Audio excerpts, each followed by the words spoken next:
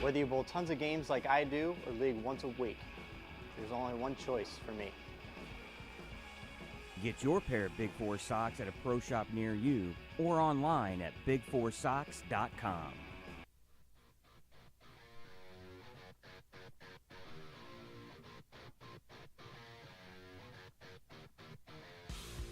Two-handed no-thumb bowling has made an impact and forever changed the sport of bowling. DV8 recognized the need for a bowling ball truly designed for this powerful style of player while still delivering great ball motion for traditional bowlers using their thumb. The unique dualistic core found in the DV8 Troublemaker revolutionized core design and expanded the range of ball motion for two-handed no-thumb bowlers. And now, to expand the range of reaction even further, we are introducing the DV8 Troublemaker Pearl. The Troublemaker Pearl features the dualistic core matched with a proven HK22 cover stock to produce one of the most versatile shiny balls ever designed for two-handed no-thumb bowlers. The unique dualistic core design allows two-handed no-thumb bowlers to pick a layout to match their desired track flare and ball reaction, ranging from aggressive hook to classic benchmark ball motion to total control. The dualistic core is the first core to significantly change the core numbers for the drilled ball based on the location of the finger holes relative to the overall core shape.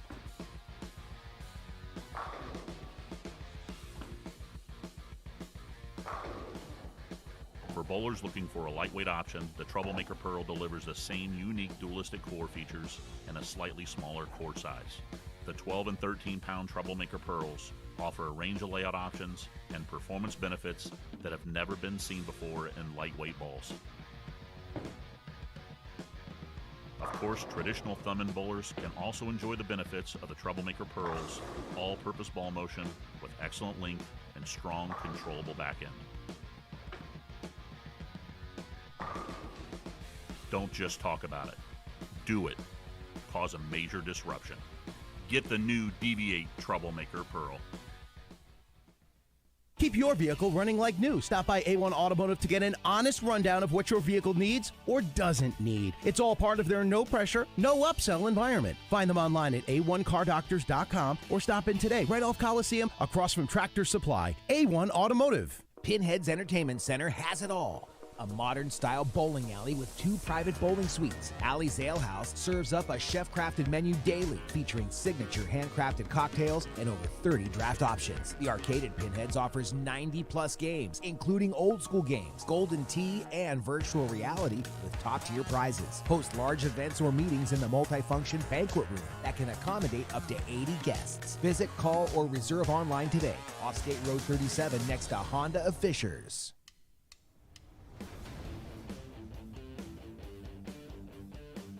Welcome, Hammerheads. The NV Tour Pearl is here. This isn't the Tour Pearl you're expecting. Our R&D team worked diligently through multiple rounds of testing to come up with a proper core cover combo for this highly anticipated follow-up. We took the proven NV Tour core and wrapped it in a new HK22 cover stock blend. We're calling HK22 NV Pearl. Bowlers will see a ball reaction that's less oil sensitive and still provides a strong back-end move to the pocket. The HK22 base gives the NV Tour Pearl a little extra added traction to give bowlers a more consistent reaction towards the end of the pattern.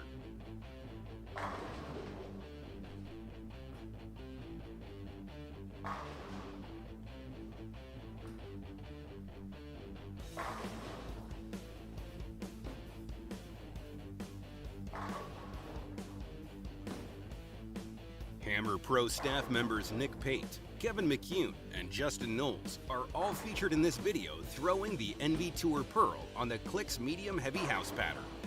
As you'll see in the following video clips, the reaction from the NV Tour Pearl will benefit a variety of different styles and will certainly be a solid addition to any arsenal. The NV Tour Pearl will be a perfect complement to the NV Tour.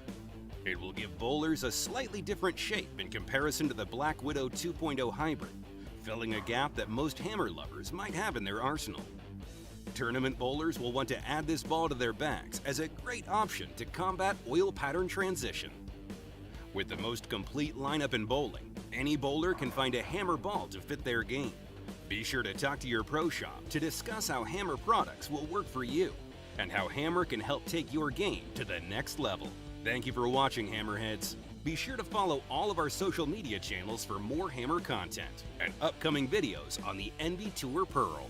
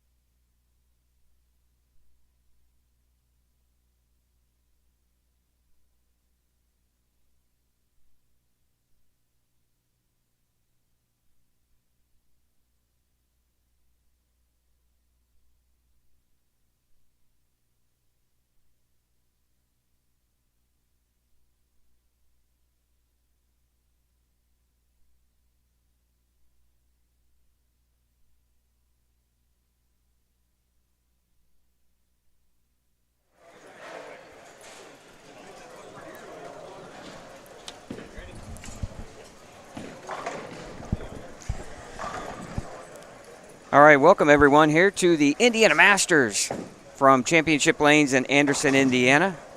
B Squad going on right now, just getting started. Here's Scott Gilmore and a special guest from Brunswick, Mr. Mike Dole. Thanks for having me. And obviously Chad Lester in the broadcast booth too as well. And wow, what an introduction. Yeah, I'm so good.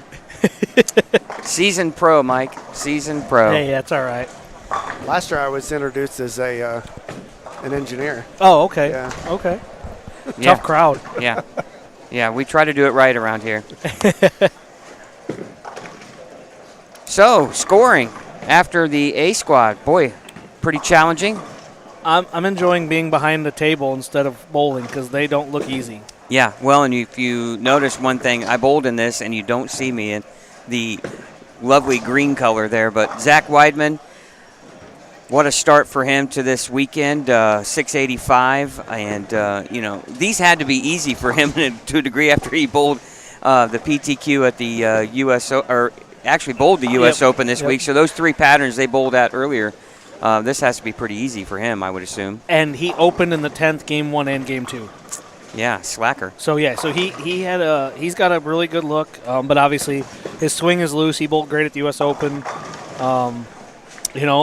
Anytime you bowl on something as hard as what was out at the U.S. Open in Indy this week, this stuff, even as hard as this is, your swing's pretty loose. So. Well, and the other thing too is I felt so bad for Zach. He was the only guy plus that missed the cut. Yep.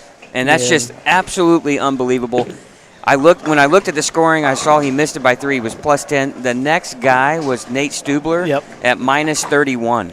I was standing next to Nate Stubler the last block. Nate's one of my staffers from Illinois, and the cut just kept coming down and down and down. And Nate goes, "Man, I'm just going to keep praying for this." And I'm like, "Nate, there's no way it's getting down there, buddy." And obviously it came down to the last little bit, and like I said, yeah, you have to feel for Zach a little bit, just because again he was the only guy that averaged 200 that didn't get a check. So. Yeah, and it's, and he's obviously has made the Players Championship TV shows before out of his region. He's knocking on the door. He's a real talented young kid, and I call him young kid because he's a lot younger than us. Right. But yes, he is. Anyway, in his TV show appearance, he didn't look like the first timer either. He bowled fantastic. So. Yeah. And as you're looking around, a familiar face there, and T.J. Schmidt. At plus 25, a 2-time winner of this event, always bowls well.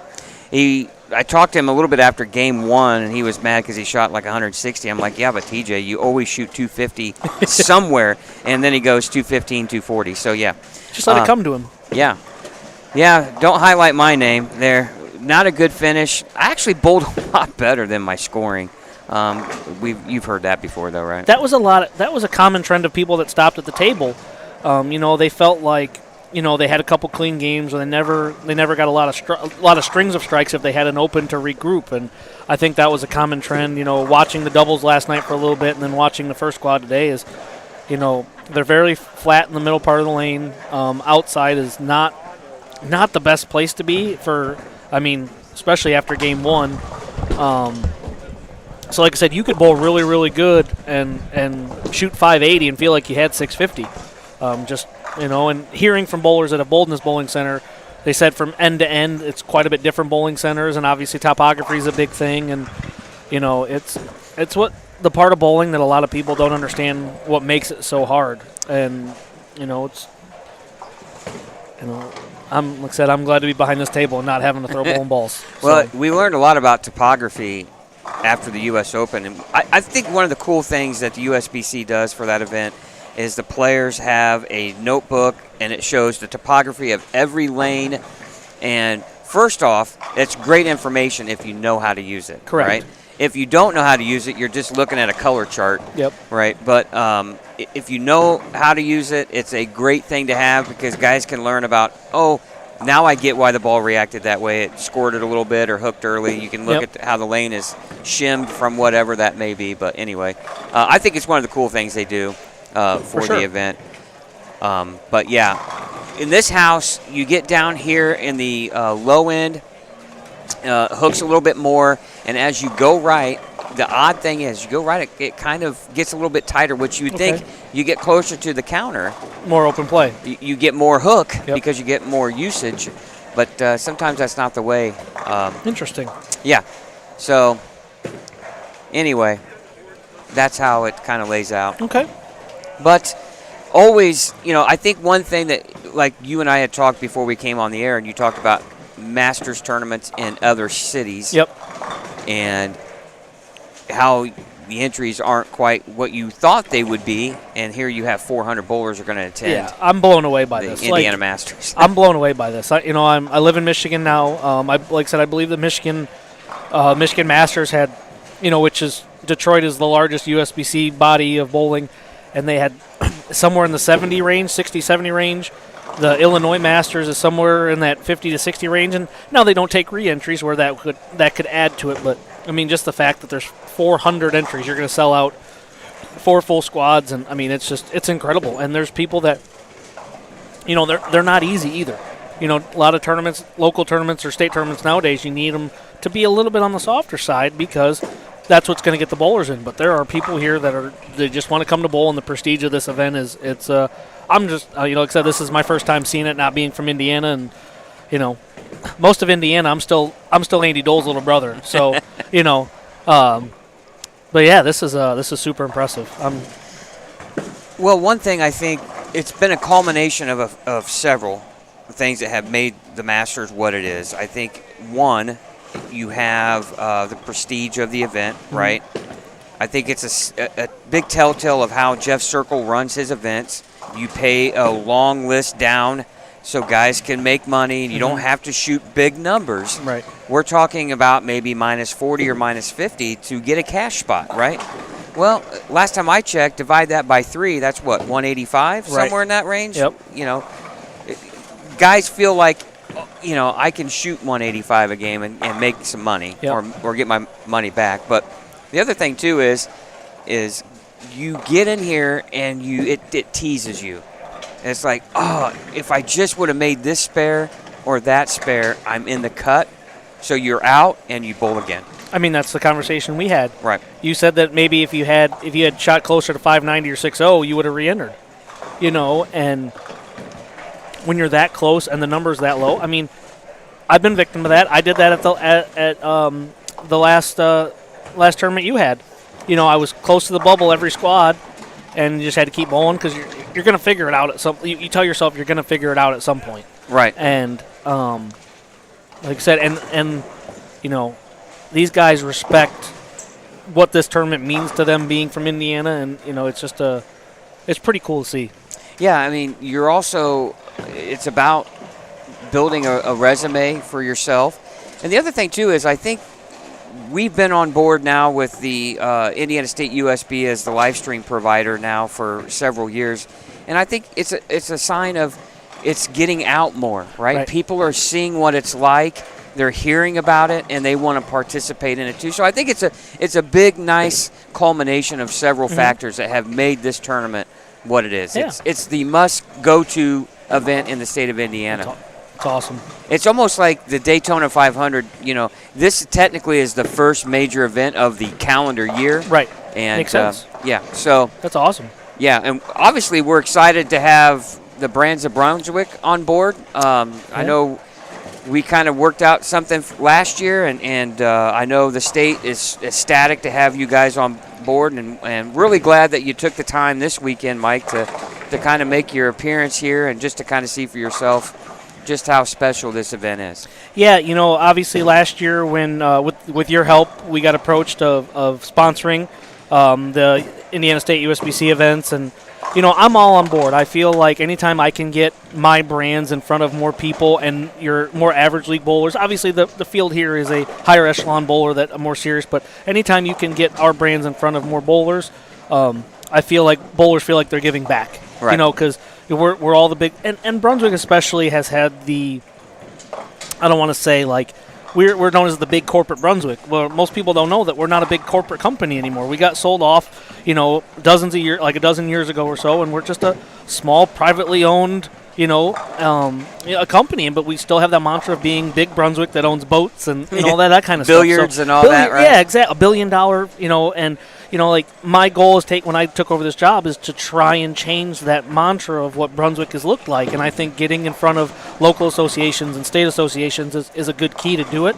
And the opportunity, and then obviously my boss Brian Graham is an Indiana boy, so when I took it to him, we were able to work out a deal. And Vincennes bowler, right? Vincennes into Nebraska. Yeah. Yep. But yeah, last year obviously I couldn't make it up this to this event last year, but we were in Indianapolis for the U.S. Open and our national sales meeting for the consumer division, and it was just a perfect fit. I came up last night and watched some buddies bowl, and because I know quite a few of these guys from bowling over the years and all this other stuff, and just get to hang out today and talk to some guys at the table, put some bowling balls on display, gave away some freak stuff. Everybody likes free stuff, so it's but it's been a great partnership for the second year now, and hopefully we can continue to grow on it and make it good. Well, I know, speaking on behalf of the Indiana State USBC, they're really excited about the partnership, and obviously when we put all this together, it wasn't a 1 or 2 year deal for them, and we're hoping it's a long-term partnership, and obviously we're all trying to do the same thing. We're trying to promote the sport of bowling. We're trying to grow the sport of bowling, right? And we're trying to get more people bowling. Yep. I mean, we're all trying to do the same things, right? And what you're trying to do is those people that are participating, we're hoping they throw one of our 7 brands, right? Yep, absolutely. I mean, it is bowling has given me more in my life than I could ever give it back. Right. From high school to college scholarships to now a career, and I like to give that back to the people, give it back to the sport as much as I can, and any way we can help grow it. And I like walking through here and seeing more hammer and ebonite, and obviously now with the acquisition a few years ago of, before it was Brunswick Deviate Radical, and now it's now we're 60% of the bowling market. But it always makes me feel better when I see more of those logos on jerseys and more of those balls going down the lane. And I had a gentleman that came up to me and he won a ball at a youth raffle and thanked me, and now he's committed to our brands. Like, that makes my day. Right. And just hearing that and being part of that, of somebody's success, it goes back to the pro shop days. You draw a ball for a guy who shoots his first 700, 300, and that's better than anything. Right. And it's just I love my job, and it's been a lot of fun, and like I said, I hope this partnership goes on for a long time. Yeah, absolutely, and it's interesting to see too. Obviously I was with the Ebonite brand before you guys, Brunswick, had purchased it, and it's great to see the evolution of the product growing more. And obviously when you have more brands and you can cross, kind of almost like a mad scientist, you can kind of cross reference certain covers and cores with different brands and see how it works, and it's been a really great thing, I think, for everybody. And I know obviously you're seeing a lot more success with your brands. Not only on tour, but you're also seeing it in the grassroots. Yeah, it's just been an incredible journey. Obviously, I started in Brunswick in late of October of 2017, and then in the first couple years we had started some really cool technology things. The drill anywhere technology and some intercore stuff that was really advancements in bowling that they hadn't seen in a while. But we were still working on some cover stock technologies and still doing some really cool stuff. And the acquisition of Ebonite happened in 2019, and then COVID happened. But I think it was almost a blessing, that aspect, because bowling has come back from COVID better than it has been in a long time, and it gave our research and development guys a little more time to work on some things. And over the last year, we've introduced HK22, which has been a game changer for performance for us, and it's amazing to see the performance of balls from when I first started in 2017 till you see the bowling balls now. I mean, the guys in R&D from Billy Orlikowski, that came over, that was with Brunswick, and then Rich Hansen came over from Ebonite. Our 2 ball testers, Tim Gillick and Dan Lemish, who throw more balls than anybody on the planet on a weekly basis. I mean, they put a lot of time and effort. Our Randy Teitloff, our chemists, I mean, they're always working, and it's incredible. And I'm just, like I said, I'm lucky to be able to be a part of it. I'm just a sales guy, but the work behind the scenes that nobody gets to see is from the Purple Hammers to the Black Widow 2.0s to recreating some of that stuff. I mean, there was always those questions. When we bought them, can you recreate Black Widows? Can you recreate Purple Hammers? Can you recreate the vibes?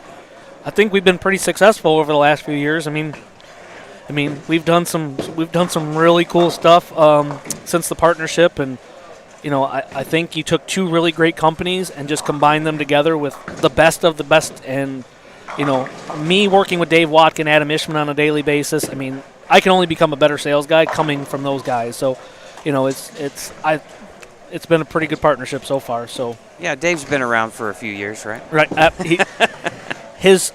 he made his first TV show when I was 2 or 3 years old, I think, is the joke. Yeah. One of the sales guys wasn't even alive yet when Dave made his first TV show, so we like to remind him of that. Yeah. Well, I remember. I think if I remember right, Dave threw the werewolf, or one of those balls on TV. Yep. Back in the day. But Yep. here's the Dave has been a great ambassador of the game. You won't find a more passionate individual about the sport of bowling than Dave Watka. That was the exact word I was going to. There is not a person on this planet that loves bowling more than Dave Watka. I mean. Yeah, I mean, you look in his house, it's bowling everywhere. His passion for it to grow, and he has just been. It's been incredible. Yeah, he's a grumpy old man, but he still loves bowling, and like I said, it's yeah, you're correct. Passionate is the right word for it. Yeah, I mean, if you want to really not only learn about the sport, but just be uplifted by someone that. There's nothing negative about anything. Right. I mean, it's great. Yep, absolutely. Those are the kind of guys you definitely be around because the glass is always half full. Correct. And fingers crossed that he's bowling good at the regional in Crawfordsville. Oh yeah, that's right. I forgot it was going on today. Yep. He was bowling there today. So fingers crossed that he bowls good today. Otherwise, he's going to get a lot of crap from me tomorrow. So. He probably would expect that from you guys, right? Oh, there's a group chat that we'll give him a hard time after he's done being upset. Yeah, absolutely. First off, we want to definitely thank you for watching this afternoon. We hope you enjoy, to me, one of the best tournaments of the season, the Indiana Masters B Squad here.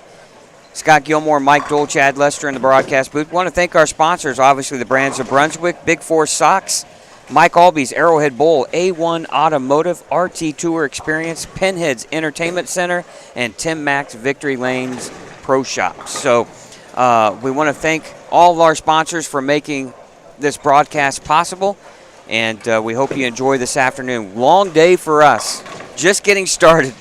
We're going to be here. We're going to bring you wall-to-wall coverage all day long. It's probably going to be, maybe 11 o'clock tonight, Chad, before we get out of here.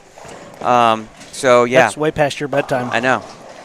I got to drink plenty of water, because the voice has got to last all day tomorrow. Mike Albee will be in the broadcast booth with me there. That's a way better in-booth partner than I am. Oh, you're pretty good, Mike. Yeah. You're pretty good. Mike's, you got to keep yourself associated with Mike's. Left-handed Mike's. Yeah, there you go. I mean. It's always funny. You fill in for Mike, and we have an all left-handed booth. Mike shows up, takes your spot. We have an all left-handed booth. Right, perfect. It's great. So. Yeah, we always say it's not a requirement to be a left-hander, but it sure looks like right. It. That's funny. And it's a no-hair requirement. Yeah. Hey. You guys see what what's bowling doing to you? See it? Selling bowling balls, all that stuff, yeah. Yeah, absolutely. I blame the girlfriend, but then I get smacked, so. Well, how long is she going to be a girlfriend? Is she going to be Mrs. Dole here? Okay, calm down. Calm down. Just checking. She's not listening, so I can't get in trouble. But nope. It's girlfriend, dog. I feel I'm a grown up now. You used to know me when I've known you a long time, Mike. Since 15, 14, I think. Yeah, I feel like. you were real young. Yeah. God. Yeah. Well, how old were you in 1990? 98, right? Yeah. Yeah. So I would have been 13. Yeah, that's 13. how long. And I'm 38 now. Yeah, 25 years. I'm like another kid. I know. You want to pay my car bills? Yeah. See, you're still in your 30s. I'm in my 50s now. That's what stinks. But before we get too far into anything, also want to thank the Lane Talk for providing scoring for us here. We're really excited to have Lane Talk involved, bringing you scoring on the pairs, and gives you an idea of just what the scoring pace is like. Very tough. We're about halfway through game number 1, and Looking around to see who we have on the squad. Jimmy Cook down on 3 and 4. We got Gene Perez up here and right in front of us on 5 and 6. Dwayne Burton, a past winner of the Masters, is on 1 and 2. Trying to think here. I'm looking around.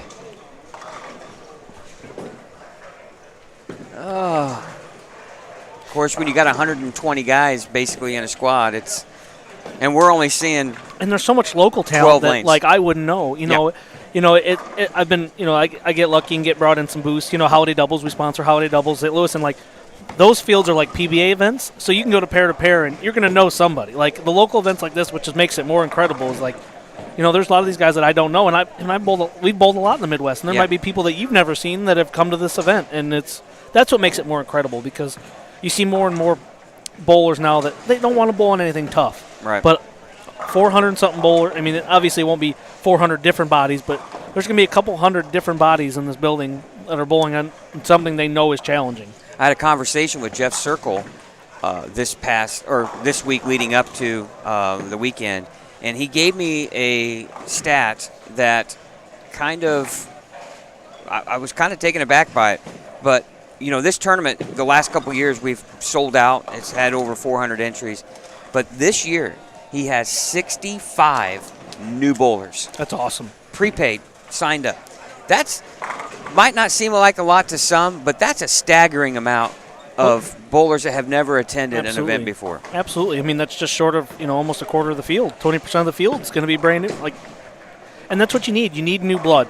The hardest part about bowling is getting kids to continue to bowl. Because when I was a kid, everybody bowled. You bowled, all the adults bowled 2 to 3 nights a week, and it felt like my generation after that didn't continue to do that. And now these kids, they bowl collegiately, they bowl in high school, but after that, they're so competitive at a young age that league to them isn't as exciting as it was to our parents. And, obviously cultures have changed with everything, and we have to find a way to keep those kids continue bowling into their adults and finding stuff to do, obviously. And it would be nice, like I said, if the tour was a little bit bigger and it was an avenue for these kids to go out. We've had that conversation a lot lately of, if the tour was just a little bit bigger. And Bolero's trying to do their best, and they're getting on TV more. Back-to-back weekends on Big Fox, and the TV show tomorrow could go down as one of the best step ladders in the history of bowling. With arguably the top 5 bowlers in the world right now on the same TV show. You're watching Anthony Simonson, who is arguably the best bowler on the planet, facing Belmo, who arguably, and then you have EJ. Yeah, it's. EJ made a comment. We interviewed him last night. We went to the final round of match play. And by the way, if you're interested in that, we've interviewed all 5 participants on the Step Ladder Show tomorrow. Go to Savage Bowling TV. You'll see the interview video. Check it out. Some great stuff from EJ and Bill O'Neill and Anthony Simonson. Even Jason Belmonte was in a really great mood and had a great interview. So you'll have to go there and watch that. It's really good. But EJ told us last night, we talked to him about, you're trying to win back-to-back. Mm-hmm. Obviously, his newborn child is going to be with him, and he's really emotional about that. But I said, how big of a deal would it be to repeat against this field? Because he's going to have to run the table. And he said, well, when you have 89 titles and 28 majors, that is a staggering number between those 5 players. And to repeat a U.S. Open, last one's Dave Husted. Would that be the last person to repeat U.S. Open? Yeah. I know Dave has won it because I don't think Dave Ozio did. Yeah, I think you might be right. We'll have to look that up. Because obviously I know Couch repeated as Tournament of Champions, but I think the last U.S. Open repeat is Dave Husted, which was a long time ago. Yeah, and he was three-peat. Yeah, it was, like I said, it's one of those things where these guys are they're unbelievable talent, and I know we went and watched a couple days, and we as the Brands of Brunswick, we had a great turnout. We had 13 of the top 24. The left, unfortunately, got a little bit harder as the week went on, and we had a strong showing from Matt Russo and Matt Sanders and Graham Faw. We had a really good showing. We had a run at a couple other guys. Dave Kroll, who's an up-and-comer on the PBA Tour. If you don't know who Dave Kroll is, you're going to know soon. He's going to make a show. Boy, he is good. He has flipped the switch. He's taken, I talked to Kevin Williams because they're friends from Springfield, Missouri, and I said, what happened? When did the switch flip? And he goes, he fully committed to it 2 or 3 years ago, and I mean, Dave is bowling absolutely phenomenal.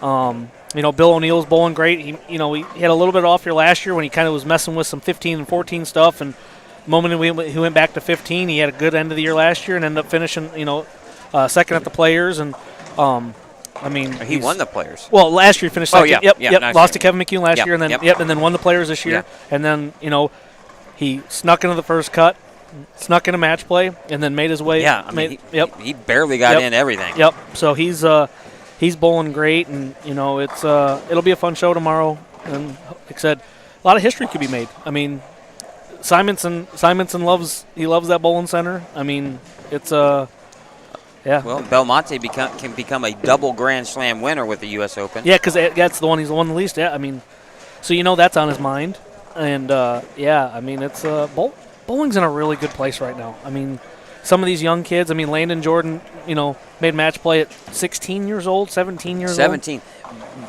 Anthony Jordan's both his kids. Yep. Bowled well. Griffin. Yep. And they're twins. Yeah. I didn't know they were twins until like 2 weeks ago. Yeah.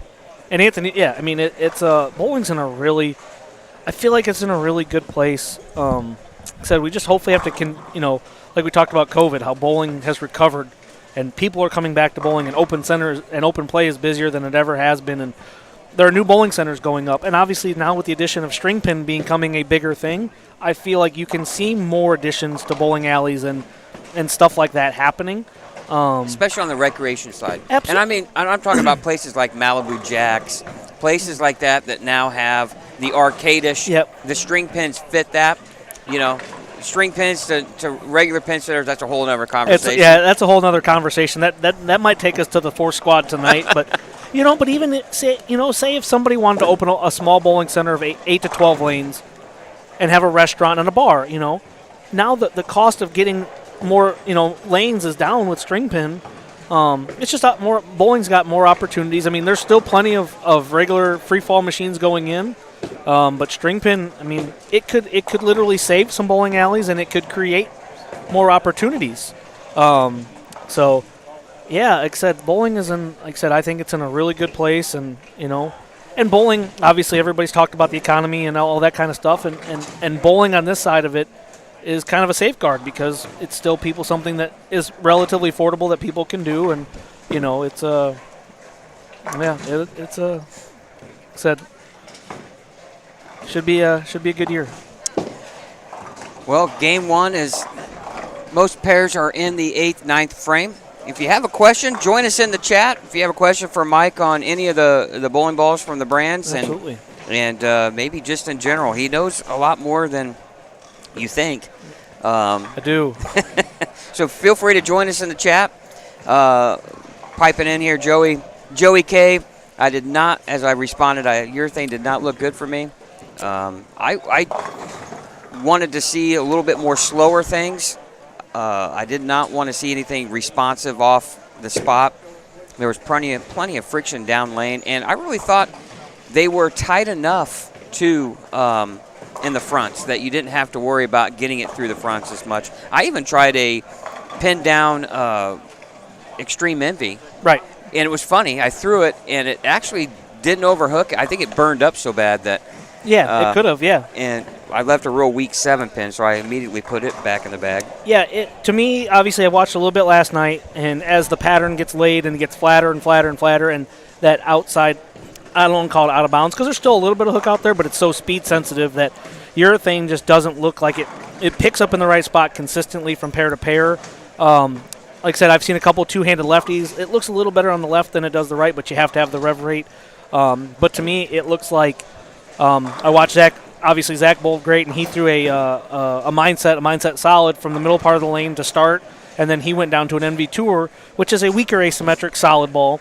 To me, it looks like you need a little bit stronger cover, but not super early core. So if you can match a little bit weaker core and stronger cover, and just control the middle part of the lane and use the angle in the middle part of the lane to create some shim. And I think on this pattern, getting 9 isn't bad.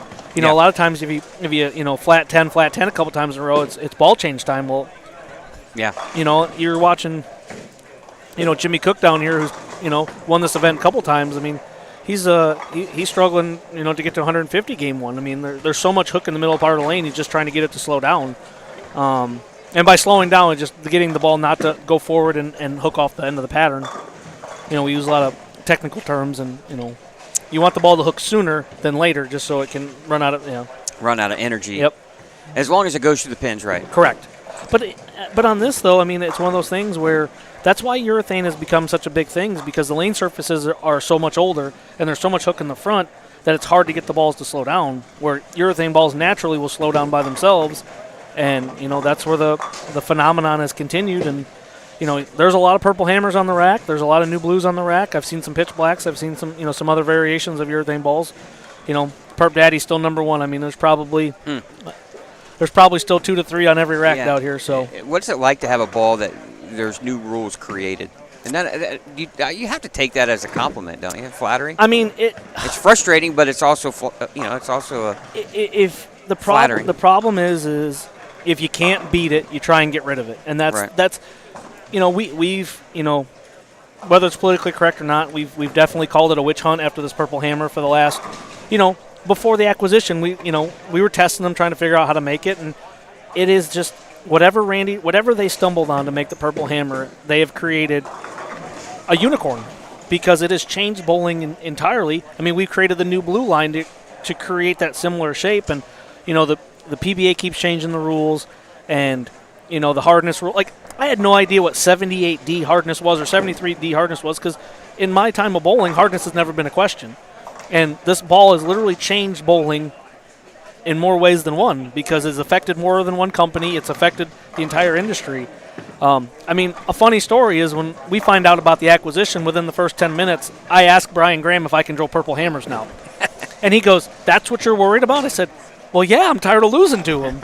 So it's a game changer. And I mean, there is not a better this is the most dynamic change in bowling since Mark McDowell throws the Excalibur on TV. I mean, it has changed performance in bowling the most in the last 20 years, 30 years. When you were talking about hardness, I mean, you're going back to like the days of two things. You're going to like the yellow dot, the bleeders, right?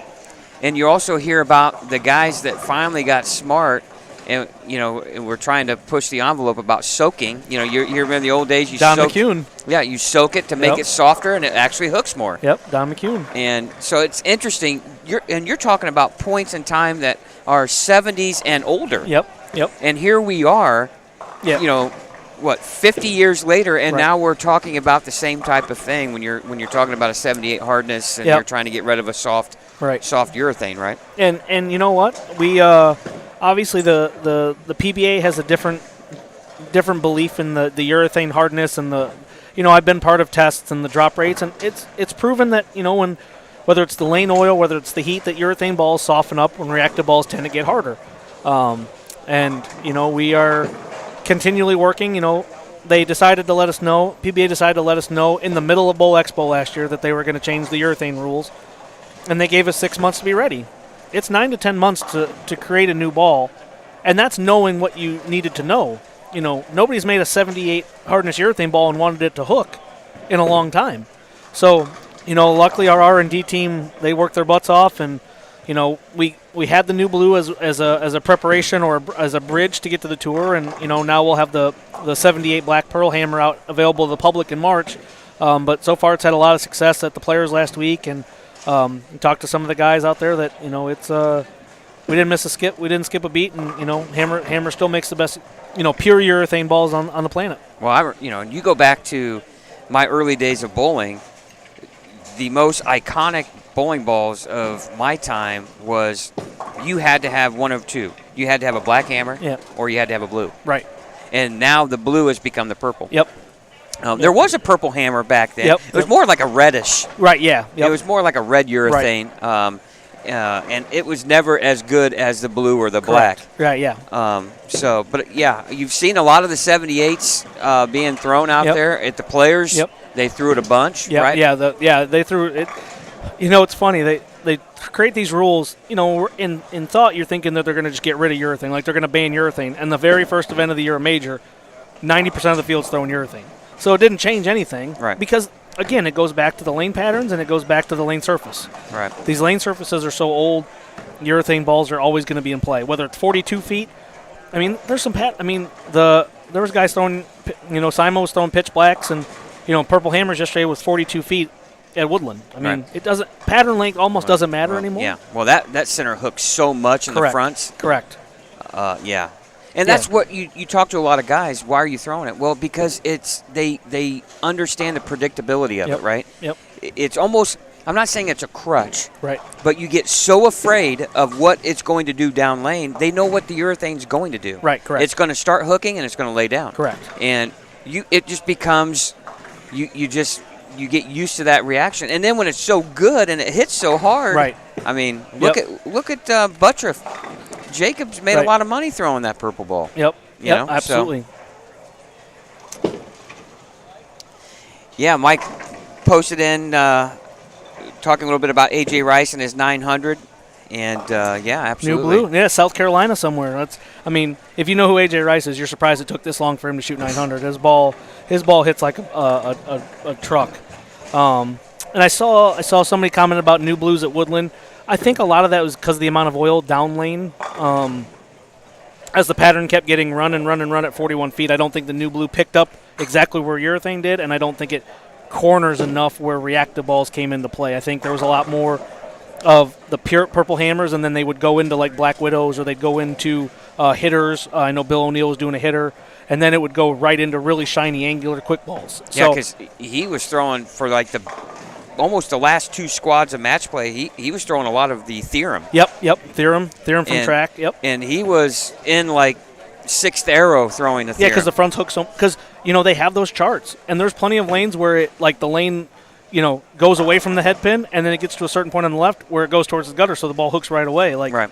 There's landmines out there basically. Well, so. And if you we talked about when the broadcast started, if you really know how to read those, boy, what an advantage that is. Right. And of course, when you're talking about the best in the world, they also have a lot of guys in behind them. Kind of, you have a lot of Mike Wolfs out there. Yep. You have Dino Castillo. You have Tim Mack. You have a lot of guys with a lot of bowling knowledge. Going over those charts with them, say, listen, you can bet this pair's going to hook a little earlier or whatever that may be. And, boy, that's great information to know. Oh, it's crazy that how good those bowlers are, and they're still, you get out there being good, and then it's trying to avoid the landmines. You're trying to avoid, when they're that hard, you're trying to avoid the 150s, 160s. If you shoot 190, it's okay. Right.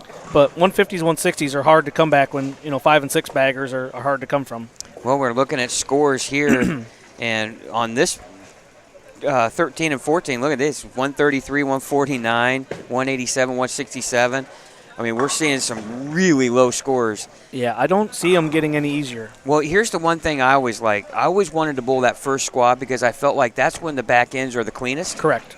And I'm going to get a more true read of anything. And of course, it's been a while since I've been able to take advantage of bowling well enough to make the cut. But you're seeing some really, really tough scoring out here right now. And obviously, there we are. Oh, boy. Boy, we're on camera now. Look how good you look, right? I mean, our heads we got matching foreheads now. Well, we appreciate you guys watching here on Savage Bowling TV, and Scott Gilmore, Mike Dole from Brunswick, and obviously Chad Lester in the broadcast booth as well. All lefties and all with nice, clean, short haircuts. Yep. Right? It's getting there.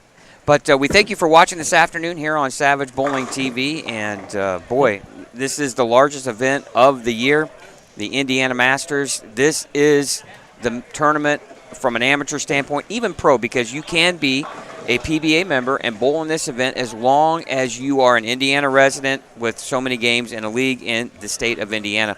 So you're eligible to bowl that. And this is a tournament everybody wants to win. And obviously the who's who have won a state title, whether it's the Indiana Masters or the Indiana Scratch Classic. You look at the banners.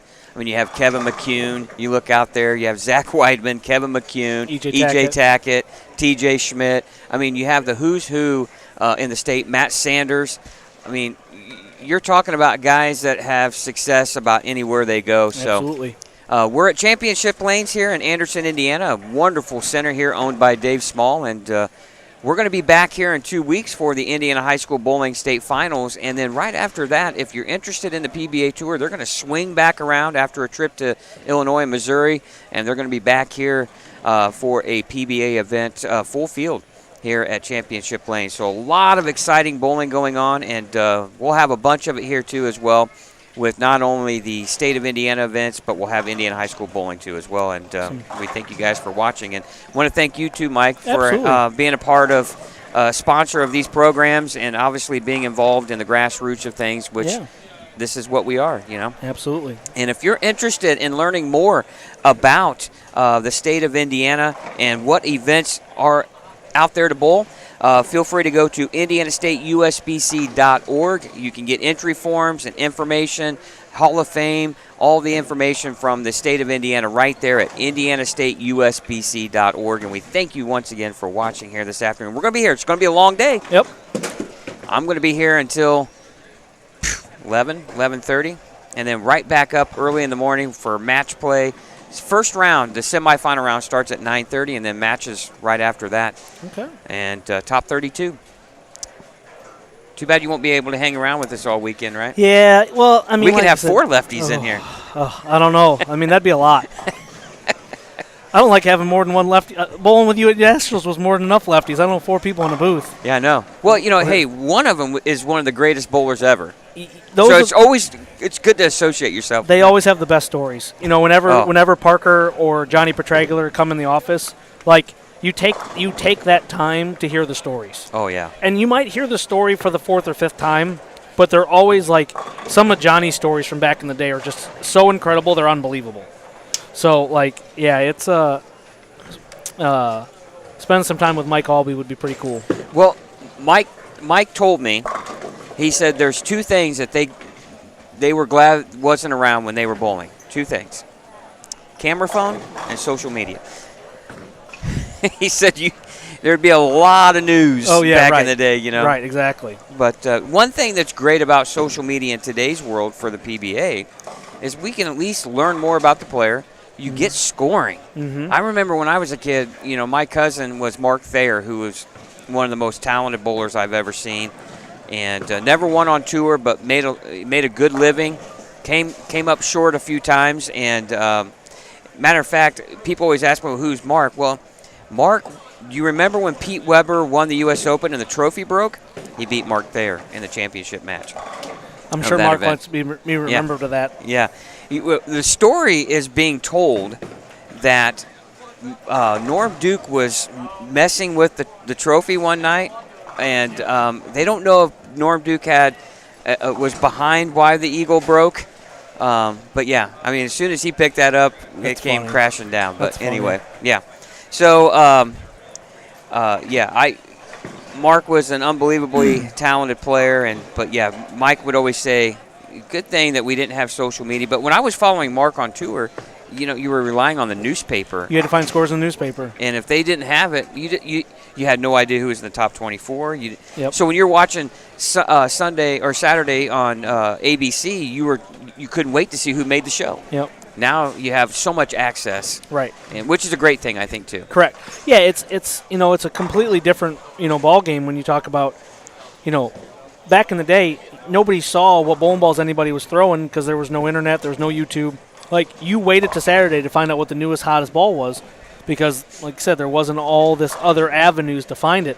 Right. And now because of YouTube and Facebook and social media, like, sometimes the public knows about these balls before the pros do.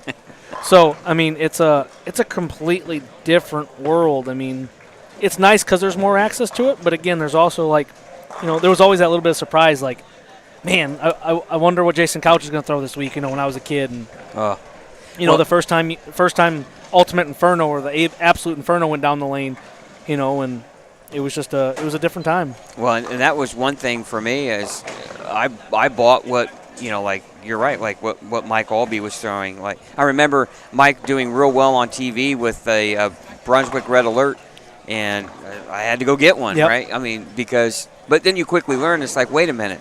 It does a lot more for him than it did for me because so much of it is operator, right? Those guys are so good. And Oh, I remember being the kid in the pro shop.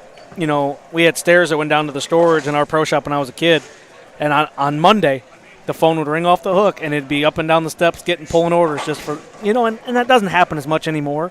I mean, I think when guys win a bunch in a row with a ball, it can turn the tides. You know, when Purple Hammer started to become popular and balls like that, like, it takes a lot. You know, and obviously, lucky for us, the week the new Black Widow 3.0 gets announced, Bill O'Neill wins with the players. So, I mean, it's good publicity, but I mean, yeah, it's way different than it used to be when I was younger, especially when you were younger. Yeah. Well, and if there was one thing I could change for the tour, and I think almost everyone would agree, I just wish it was a longer season. Oh, 100%. I think it's just too short. It's you know, and it's so much pressure on these guys that are trying to do it somewhat for a living when you have 3 months. And if you don't bowl well in 3 months, then you're like a Brad Miller who's now outside of the points. Now he's got to go through all the PTQs again. Yeah, and, you know, now with all the rumors swirling about what's going to happen next year, I'm hearing, you know, some sort of like an exempt tour like they used to have and a tour trials, and they're not going to take any kind of PBA title exemptions. So you have a guy, like, for example, like Kyle Sherman, who's got a title from the doubles a couple years, or he won last year, 2 years ago, but he's been hurt, so he's missed the first 2 majors. Well, those are triple points. Right. You got a guy like Frankie Lavoie, who's had a bad 2 first weeks. He's won 3 majors in the last 5 years. Yeah. He's going to have to bowl tour trials for his career. Yeah. And, you know, I feel like Bolero, you know, with all the centers that they have, you know, they're not necessarily losing as much money as, you know, when Dave Small forks out a good amount of money to have the PBA Tour here, and you don't get to have leagues for that entire week, you're losing those sources of income, and, you know, it's extremely hard. But, you know, you make these guys 12 weeks, and then, you know, certain events like the World Series where they have 3 or 4 events in one center, if your ball doesn't match up to that center, you're in trouble. That's a lot of your season. That's a quarter of your season, and, you know, it's a, you know, and that's why a lot of guys just don't make that choice to go out there, because it's hard. Yeah. You know. Some guys have tried. We just talked about A.J. Rice. Yep. Right? Just shot 900. Yep. Well, A.J. gave it a shot. And it just wasn't for him. Yep. You know, and absolutely. He's extremely talented. I mean, one of my close friends growing up was Jesse Buss. And if you've ever seen Jesse Buss throw it, he throws it better than 99% of the people that have ever thrown a bowling ball. And he went out there and tried for 10 years. You know, and if I couldn't beat him in college or in high school, why do I, you know, when that was at that college, whether do I go try or not, I'm like, I can't beat him here. Right. Like, you know, and sometimes that's not the best mentality, because if you can chase your dream and have the opportunity to chase your dream, always chase your dream. But right. I don't think I was ever mentally knowing that I belonged out there. Where do I think I could have cashed and done well? Maybe. Yeah. You know, when the left was good, which doesn't happen very often. Mm-hmm. But, you know, my dream as a 16-year-old was seeing a guy like me walk into a pro shop and tell me how he gets to travel the country selling bowling balls. And, like, to me, that was the coolest thing ever. But, you know, there's a lot of young guys out there, and it just doesn't give them the learning curve is so hard, and now you can't risk doing it because the PTQs. Right. I mean, you listen to guys like, you know, Jason Couch and Dave Watka, where, you know, at one point Couch was ready to go home. You know, it was 10 or 12 weeks into one of the legs. You don't have that anymore. That's a whole season. Right. Yeah. You know, you used to have the winter swing, the summer swing, and the fall swing. Well, now it's one swing. Yeah. And I remember, you know, back in the day where Norm Duke would take 2 or 3 weeks off because he could. You could, yeah. You can miss events then. Yeah. You can't do it now. You know, because there was still plenty of money to be made. And think about this, too. A lot of those tournaments back in the 80s were paying more than what some of these tournaments pay today. Correct. In 2023. Correct. And so think about it from that standpoint. Very difficult. You know, we always talk about how do these guys do it, but you know what? Be glad they do, because if they didn't, we wouldn't have a PBA tour to watch. Correct. The guys out there are extremely, extremely good bowlers, and we need a professional organizations on men and women's side. We just have to find a way to make them financially sustainable, so these guys can have careers and bowl, and we need to make them more swings, and we need to get them around. And, And I don't know what the answer to that is. I mean, it's all sponsorship money. We know, bowling's been trying to get into the Olympics forever, and when it comes down to it, it's all about money. And if somebody can make money off of it, I feel like it's still I feel like there's still got to be a better way for the TV presentation. Right. Because, a lot of the money from the 80s from bowling went to NASCAR. Right. Well, NASCAR races 4 or 5 times a week. When they're on TV, it's for 6 or 7 hours at a time. I mean, I'm not a NASCAR guy, but they're on TV for a long time. Bowling, we get an hour and a half, 2 hours. Right. And the logos are so small, and there's got to be a better way to tell that story of how those guys got there during the week. And, I know the streaming services are great, and it allows you to see more stuff, but I don't know if sponsors necessarily look at that as well. But there's got to be a way that, there's so much more emotion during the week in match play and qualifying and seeing all that stuff. Like, I think it'd be a cool story to tell. But, again, I'm not the one writing checks, and I'm not the one chasing after the checks either. So Yeah.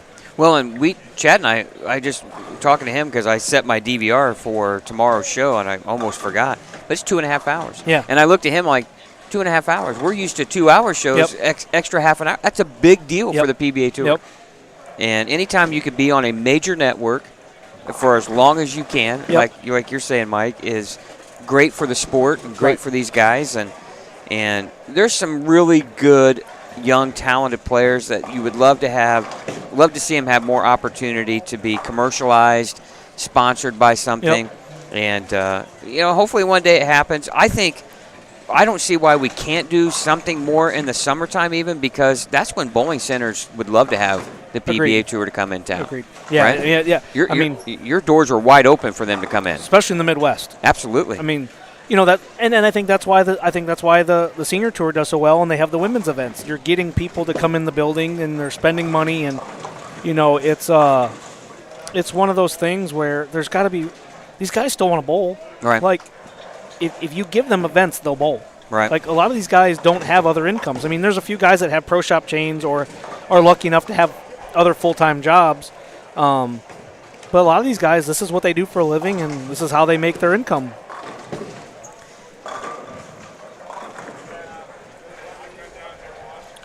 So. Yeah, it's us that have been around the game for a long time, you talk about the past a lot, because not that it's perfect, but boy, when you're into watching bowling and you love the shows, I love the week-to-week travel in different cities and different centers. Boy, the old days of this, like you're saying, the fall, winter, and then spring, summer tour, boy, we had 36 weeks of TV. Yep. And that's when Nelson Burton and Chris Schenkel became household names. Correct. Yeah, the bowlers from that time were celebrities. I mean, people still know who. I mean, obviously Pete Weber, Johnny Petragula, Parker, like Earl Anthony, like those guys were celebrities, and bowlers deserve that right, but you have to give people more time. People have so much stuff going on nowadays. Like you said, the DVR it. They watch it later, and it's definitely a different world than it was back in the day, and we just got to figure out a way to get it back there, or figure out a way to get some more money.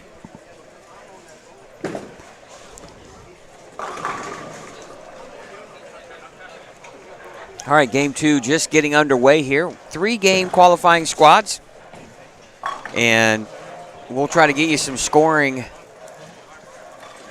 updates as soon as we get them. In the meantime, let's talk about a little bit here of events that are being held by the Indiana State USBC.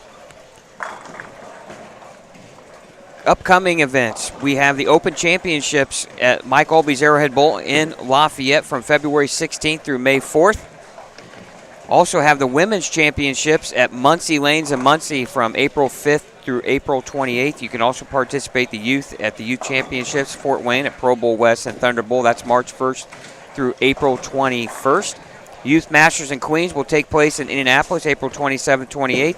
The Senior Championships will take place in Evansville this year from April 5th through May 5th. And obviously the Indiana Queens, March 2nd here at Championship Lanes in Anderson, or right here where we're at, we're going to be here broadcasting that event live here on Savage Bowling TV, but you can get entry forms for those events on IndianaStateUSBC.org. And other events that the Indiana State USB puts on, we have the USBC Scholarship Golf Scramble. That's June 29th in Indianapolis at the Saddlebrook Golf Course. If you'd like more information, once again, go to IndianaStateUSBC.org. Again, want to thank our sponsors here for the Indiana Masters broadcast here on Savage Bowling TV. Want to thank the brands of Brunswick, Big Four Socks, Mike Alby's Arrowhead Bowl, A1 Automotive, RT Tour Experience, Pinheads Entertainment Center, and Tim Mack's Victory Lane Pro Shops. Without your contributions, this broadcast would not be possible. So I want to thank all of our sponsors. Looking out here in front of us, we have Matt Staniger bowling here in front of us. Randy Robertson, a past winner here of the Indiana Masters, I think back in 2008 was he won. The guy that fears no lane pattern, Vu Duong. Oh, yeah? On 3 and 4. Yes, he fears no lane pattern. Hey. Have you seen Vu bowl? No. Okay, you're in for a treat. Watch this. Right here. Lane 3. This is why Vu, and he laughs about it. He's one of the nicest guys you'll ever meet. Vu Duong, ladies and gentlemen, lane 4. And that's why he fears no lane pattern. I like it. Yeah. Looks like, is that Ryan Spear on 3 and 4 too as well? Bill Story. Clint Million, who won last year's Indiana Masters here, defeated Matt Sanders in defeated Jeff Mann in a great finals match. Trying to see who else as I'm looking around of Corey Hersha, who's given his shot out on tour. I see a talented player from up north, northern Indiana. Yeah, I think he was supposed to go to Chicago for the PTQ, but there's not that many. It's like 5 or 6 spots that they're only giving, so I don't think he's going. When is that? When do they bowl that? I believe the PTQ is Monday. Monday? It's either tomorrow or Monday, I think. Well, I would assume it would be Monday because I don't know if Zach Weidman would be bowling in this. With the PTQ. You're right, so it's probably Monday. Yeah, he would definitely be there. Boy, David Kroll, we interviewed him. Boog is his nickname, right? Mm-hmm. And really nice young man. And obviously we didn't get a chance to get that interview up. We might try to do that sometime this weekend. But he top 10 finish in the Players, now 6th at the U.S. Open, and still has to bowl the PTQ. That won't last much longer if he keeps doing this. No, yeah, he's bowling great. He's got some confidence, and they said yesterday morning that they were with the help of Kevin, they were going to make a run for the show, and he got close. It's. Yeah, he had we were watching. I watched his match against Bill O'Neill, and he had an opportunity to win that match. It got down into about the 7th, 8th frame. Bill was kind of struggling a little bit with reaction, and Bill makes a move, and David had a chance to really stomp, the proverbial foot on the neck, foot on the throat kind of thing, and he threw a couple of, probably in his mind, just, a couple of questionable shots, and he paid full penalty for one of them, and then Bill O'Neill ends up stringing like 4 to beat him, Right.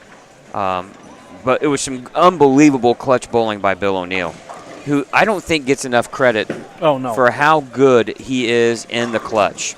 He's a future Hall of Famer. I mean, it's a no-doubter. It's hard, too, because he doesn't get enough effort in the clutch because he bowled on a bunch of those Team USA things with Tommy Jones, who arguably is one of the clutchest players in the history of the game. I mean, he's made some huge shots for USA, and, he shot 300 on TV the week he went in Hall of Fame. And, what Bill's doing for the old guys at this point is and he's not that old. No, he's 41, 42, I think. Yeah. So, but he's considered an old guy because his rev rate's down. He puts his thumb in it. He's considered one of the old guys. Well, I'm looking up here. We've got some strikes here. Looks like we have Brandon Didion here on lane 8 with the front 4. Going to work on maybe a 5-bagger here. Oh, gets the Brooklyn strike. Hey, you got to have some luck, don't you? Got to have it. Trent Burns, a former Ball State alum, Ball State bowler back in the day when I was bowling for Purdue. He bowled on that rock and bowl thing you guys went to, didn't he? Yeah. Yep. Yeah. Do not Google that on YouTube, please. That's where, one thing that's interesting, that's where Randy Peterson made his TV debut. Really? Yeah, was rock and bowl on the Nashville Network, TNN. Long time ago. Yeah. Well, what do we got here? What time is it? 2:30. 2:40. Almost, yep. And Bailey Maverick chimed in. It's Monday. But yeah, it's almost past lunchtime for me. I'm getting there. The cookies will hold us over. Yeah, I noticed we set those right in front of you. We appreciate everybody here in the chat. Definitely some people commenting commenting on how long they'd love to see the PBA. A gentleman here, 25 weeks would be sweet. Yeah, anything that would go from, I would be more than ecstatic for the tour to start in September and run September, October, early November, then take a hiatus, come back January, February, March, and April, and be done. I'd be okay with that because league season starts. We're all in the bowling mood in September. I'd be all right with that. I'd rather it start in January because then it's not going up against football for the majority of the legs. Yeah. I would prefer it to start right around it like it's doing right now. And go through June? Bowl for 7-8 weeks, take a couple weeks off, go through, June, July, August, and then be done. Gotcha. Yeah. I think as a TV thing, and if they're only going to be on Sundays, yeah, I'm not wanting to go against the NFL. Right. I get you. And the problem is you can't go against football at all. What a bad break for the players. You specifically put it on a Monday, yep, right, to get away, or you move it to a time frame where you're like, okay, there's going to be nothing, and then sure enough, the Buffalo weather hits. Gets postponed and right up against the PBA's Correct. Players Championship. Yeah. Like I said, you can't go on Saturdays anymore because they're not going to give up TV for college football, and you can't go on Sundays because you're going to go up against the NFL. Because if you put it earlier, nobody's going to watch it. So, in my perfect mind, I would say we start January-ish, and then go through the summer. And well, Jim Ward's asking here. I might be in the Indianapolis area this spring. What are some good pro shops to go to? I want to bring a couple of balls to get drilled. I need to get some stuff refitted, and obviously we're going to recommend our sponsors, right? You have Tim Mack's Victory Lane Pro Shops. 3 locations. Yeah, inside Royal Penn, Woodland, Western, and Expo. And then you have RT Tour Experience with 3 locations. Yep. They're inside Pinheads Entertainment and Fishers, All-Star Bowl in Indianapolis, and then Muncie Lanes in Muncie. So I'm going to recommend those 2 places. You decide where you want to go, but thanks for the question, yep. Jim. There are other options, but those are the sponsors of the event. Absolutely. Hey, great to hear from you, Glenn. I appreciate the kind words, and hope you're enjoying your day, and we thank you for watching. And we have Mr. Didion here up on lane 7. Trying to see what he's... Looks like it might be an NV tour of some sort. Looks pretty black, and he's playing the lanes like I think you should be playing them. You're trying to keep in the track area. Then you watch Stanager to the right using his speed and his roll. But then again, you throw it a little hard, and then the urethane ball never hooks. Yeah, when I was throwing mine in practice, I had a couple that hooked, and I'm like, ooh, okay. And then I threw one, and it hit like 7 and finished on 6. Yep. Yep. Exactly. Like, yep. Well, no, I'm not going to throw that. And here's another thing too, Mike. As soon as you think you have them figured out, then all of a sudden you go a 7 count, a 6 count, maybe you miss one of them, and now you're starting to question, do I have the right ball? Am I playing the right part of the lane? It's amazing just how much a pattern like this can mess with your mind as a player. It definitely can. I think it's kind of like a coin flip too, because it's one of those patterns too where, if you're still getting 9, you don't have to press yourself. You bowl a house shot tournament and you see these guys shooting 230s, 240s, and you leave 3 7-pins in a row. You're like, I got to change balls. I got to do something different. Or on this, if you kind of go 10-pin, 10-pin, or 7-pin, 7-pin, you're like, okay, make small adjustments. You don't feel like you have to chase it. Like you're not like you have to go. But I think a lot of guys have that mindset still, at least in the beginning. I mean, if you shoot 140 or 150 game 1, then you're obviously trying to get pins back up. But to start the event, you would, it's like the U.S. Open and stuff like that. You can't lose the tournament game 1, but you can't win it, but you can certainly lose it if you try too hard. Well, that's the other thing is, when you're bowling in this, there's a lot of times you're going to look at the scoring, and you're going to see someone with 170, then 180, and they shoot 240 and they get in, right? And that's kind of what happens here a lot of times. Of course, we got updated scoring here after game 1, and Anson Pierce with 239. Corey Herschel with a great start, 236. Mark Pruitt, 226. And Christopher Gunter with a nice 225, yeah. And Corey Herschel, he has moved right in using his rev rate and speed, and I believe he's throwing a Motives version of a urethane ball. So like I said, I think it all depends on the pair and rev rate and Well, look at Scott Schmall's series from the A squad. That's you shoot 251 your first game and you hang on for dear life, right? Yep. 182, 183, but he's going to be good enough to get in to at least the top 48. Correct. I don't know if plus 16 is going to be enough for the top 32 because he's already in 12th and we have 3 squads to go. But a lot of guys there. Chris Toyas, 06. Noel Vega, 05. Brian Walker, 04.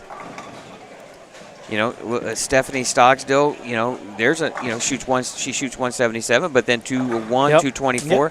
Plus 2, that's definitely going to get you in the top 48. And really, minus 11 is going to be enough probably to get in. Unfortunately for Zach Newman, he went the opposite direction. Right, yeah.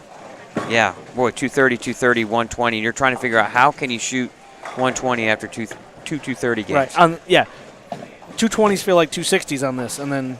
Yeah. Well, and the other thing, too, is you get on a pair and you just can't get more than 6 or 7. And unfortunately, the leaves are separated by 4 arrows, right? Yep, exactly. Hey, Vu Duong with 193. He's bowling well this game, too. He just had a split, but he's... Shelby New right there with 590. I know she's going to be licking her chops here in a few weeks when we are back here for the Queens on March 2nd. Okay. She is a very talented local player. I believe, Chad, correct me if I'm wrong, is she a 2-time winner of that or just 1 time? 1 time, but she's made the finals multiple times. Yeah. 2 years in a row she won, she beat her sister. And then the next year she lost. And didn't she make it again this past year? Yeah, I can't remember. And she got beat. She's a threat to win it every year. Yeah. But, you still look up here, Mike, you see a lot of red dots, like red dot over a 7 or... There's a lot of phone numbers being shot. And if you don't know a phone number, it's when there's no marks or anything in between. Well, and, Jeff has always done a great job, and to me, in putting a pattern out that is not easy, but it's not like dumb hard. Right. If you bowl well and you throw it well, you'll score. If you are a person that can't control speed and sprays it, you're going to struggle. Correct. Yeah, trying to see what Ryan Spears is. Pretty tough little player. He's using speed and a lot bigger ball and letting it slow down. And just not getting the break on the light hit there. Yeah, his brother's pretty good too. Is he? Yeah. I got a brother that's two-hander, but he's on the left side. Super cheater. Yeah. I can say that because I'm left-handed. saw a video that the house put out, Packy did, with E.J. Tackett, and they all had to do the opposite. So, like, Kevin Williams had to bowl one-handed, Packy had to bowl one-handed, E.J. had to bowl two-handed, and they were with Mitch Hoope. I don't know if you've seen that video. I haven't. I've seen it. I haven't got to watch it yet, but I've seen it pop up. I tell you, Mitch Hoope and E.J. Tackett throw it pretty good two-handed. Well, the funny thing is, E.J.'s rev rate is lower, though. Oh, it has to be. Yeah. That's so funny. But if you watch Belmo throw it one-handed, his rev rate ain't much different. If you've ever seen Belmo throw it one-handed, it's unbelievable. He gets all of it. I tell you, the one thing that impresses me about Belmo so much is the ability he has to go from throwing it hard and then slow wheeling it the next game. I mean, it's just, you don't realize how hard that is to do. I don't know. Obviously, I've known who Belmo is for quite a long time, just from the old Megabuck days. And if you ever watch, I don't know what year it is, there's a video on YouTube of Belmo when he first started coming over. If you watch the video of him there to now, I mean, you wouldn't recognize it's not the same bowler. Belmo he's adapted, he's come over, and you watch that one show where he went from throwing it super hard to like under 16 miles an hour. And it's so impressive. And you never really thought that there'd be another two-hander that would have that many tricks as Belmo. And we have Anthony Simonson bowling at the same exact time. Yeah. And his tool bag is bigger than Belmo's. Yeah.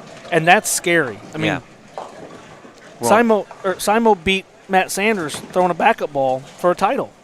Yeah. Well, they kind of call Anthony the Swiss Army knife. Yeah. Because there's just so many things that he can do. He just can't be. You just can't shut him out. He's Hall of Fame eligible at 26, 25. Yeah. I mean, that's ridiculous. He's made a nice little living here at the sport of bowling, hasn't he? You know what? And he's a good kid, and he loves bowling too. He was just up at Brunswick 3 or 4 weeks ago. He's getting certified in how to be a mechanic on every lane machine, every set of pins. So he came up and took a GSX class at Brunswick probably a month ago now. So, like, he understands bowling. He still works at a distributor when he's home in Vegas. He works on machines. Like, he's another one of those that bowling has given him his outlet, and he's going to continue to take advantage of it. Right. I had heard a story about Anthony. They were at a PBA stop somewhere, and the machine broke down. World Series last year. Yeah, and he knew what was wrong with it. They couldn't fix it, and he ran back there and fixed it. World Series last year in Milwaukee. And then he came back Yep. and continued to bowl. Yep. Yeah, World Series That's last just year. how smart he is with Yep. lane maintenance. Or and then during the center break, maintenance. and then during the break, he was back there helping them make sure. Yeah. World Series last year in Milwaukee. I guess he gets very mad when machines break down because he takes it personal because he's so good at pin center maintenance. Well, and he was running the center the nerd in Vegas Yeah. for a few years. I think it almost made it worse because he knows how to make it run right. Yeah. So when it doesn't run right, he's like, just make it run right. And if you read that really cool article about Simonson in Rolling Stone. Rolling Stone. Yeah. He goes. Most people when he gets animated, he's right. It's just the way that he goes about it is probably not in the best manner, and he'll admit it to it. But he is extremely intelligent. I mean, for somebody that didn't finish high school. Yeah, that's what a lot of people don't realize. Yeah, he is. He's had a.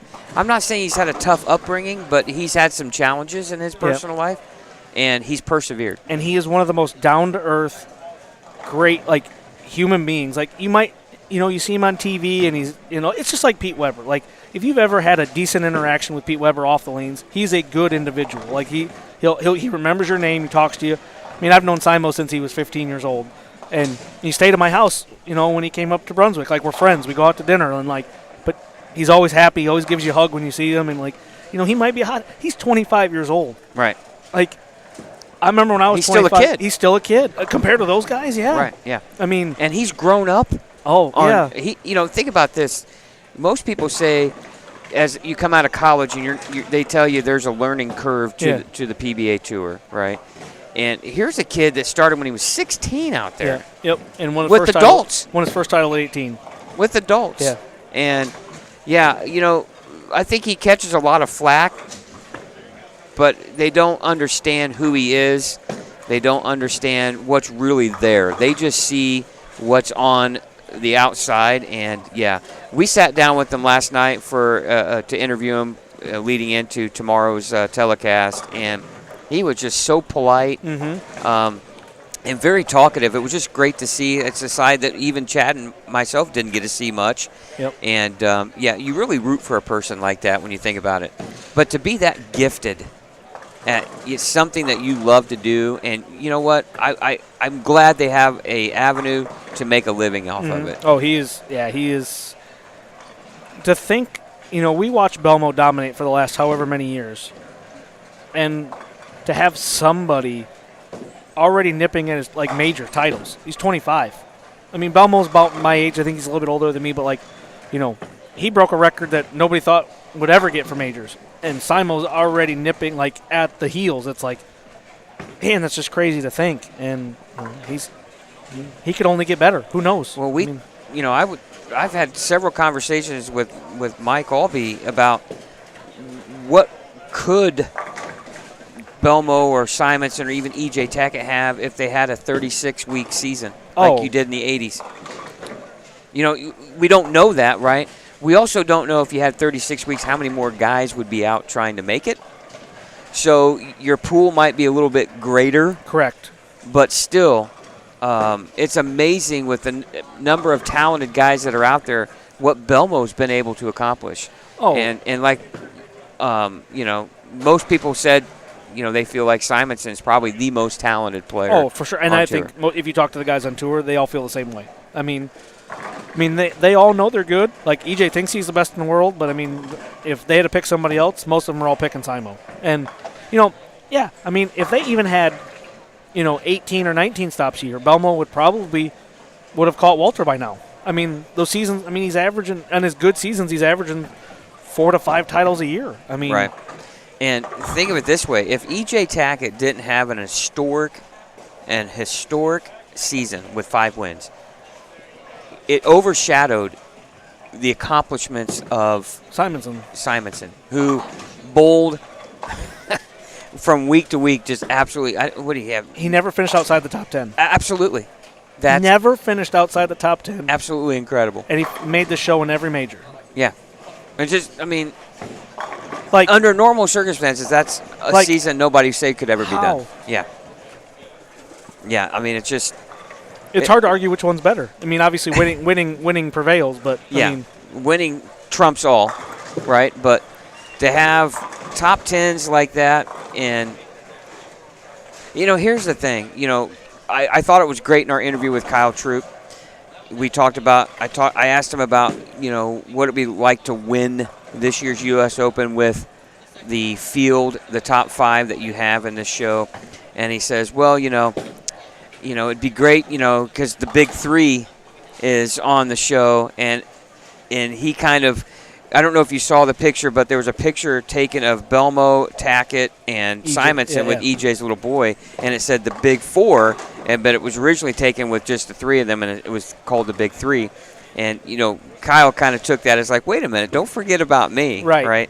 And so he made a kind of a little bit of a funny remark about it, which was great. But, Kyle Troop, you talk about those 4 guys alone. You talk about an ATM machine for the PBA Tour, right, for those guys. You ain't kidding.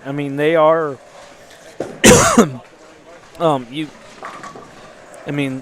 the amount of talent, like I said, it's crazy that the same 3 guys, they're that good that they make all these shows. Right. Over and over and over and over again. It's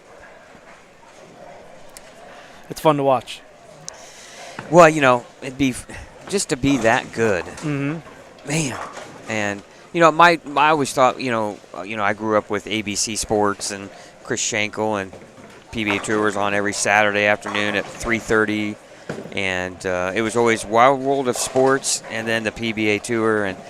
And my dream was I would love to just be on TV one time, Right. And of course, I never took the opportunity to give it a shot out there because I went to school so late at college. And, when you get out of school and you're pushing 30, you don't have time to go out and give the PBA a shot. But I felt like out of college, I was sharp. And that was a big part of it. I think you have to be sharp when you're bowling 30, we'd bowl probably 60 to 100 games a week. And then you're bowling on weekends with the college tour. So I always wish that I would have been maybe 5-6 years younger to maybe just give it a couple years shot just Yeah. to see what would happen. Yeah. But as you know, and I'm never going to get into the lefty-righty debate, but boy, I tell you, I would not want to be left-handed right now and be out on tour. No. No. It's just, it's really hard. It's extremely hard. I mean, it's when the left has it, we have it, and when we don't, you're trying to get as many points as you possibly can get, and that's the hard part. You know, because when the left is really good, you're going to get 3 or 4 of them on the show, and then everybody's going to blame, oh, the left's so easy. But then nobody complains when no lefties make the show for a month. Yeah. Yeah, it's just really difficult right now. Of course, Ryan Spear just washed out in the 10th, and he's staring at about $1.60 right in the face. And you see a few strings here on 35A. He's got Clint had a good 230 here. And I think the back ends are starting to calm down a little bit to give you a little more push in the middle part, but. Well, and Trent Burns, goes open 4-bagger, and you think, okay, I got something here, and he shoots 166. Yeah. No, you don't. And that's just, you make a couple of mistakes, throw a couple of loose shots, and you pay full penalty. Yeah, your feet get a little fast. You think your swing loosens up, and then. What you have to do is you have to hope. You have to hope that your 230 game, that if you can shoot it, that you have a couple of 190s to go with it. Right. Because right now you're really just trying to get in that top 48. If you're top 16, those are guaranteed into match play.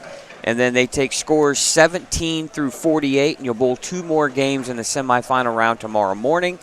And then they'll take the top 16 scores as pins carry over from today into that semifinal round, and the seeds 17 through 32 will be placed in our match play field, double elimination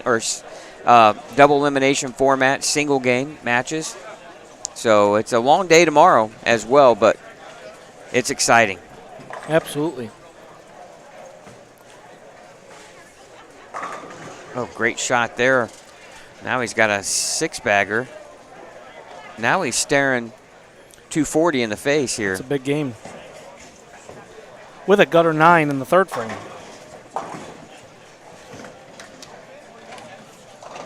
Boy, and you just look around and then you see 150, 160, 180, 130.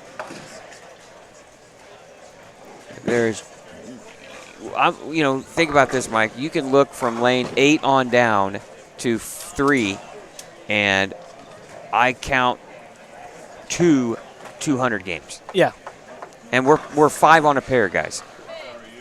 So that's 3 pair. That's 20. That's 15 bowlers, and you got 2 scores over 200. And both guys that had 200s are doing the same exact thing. They're throwing something symmetric, they're throwing something solid with a little bit of lane shine to it, and they're just they're not giving away the 3-pin. They're both right-handed. I don't know what Corey ended up over here. Corey had a decent game going on over here, and he was doing urethane to the right, but Clint had his 230, and then now this 240 over here. So they're just trying to keep it tight and not giving away the 3-pin. And a lot of guys they try and look for the hook down lane, and this isn't the right pattern to look for the hook.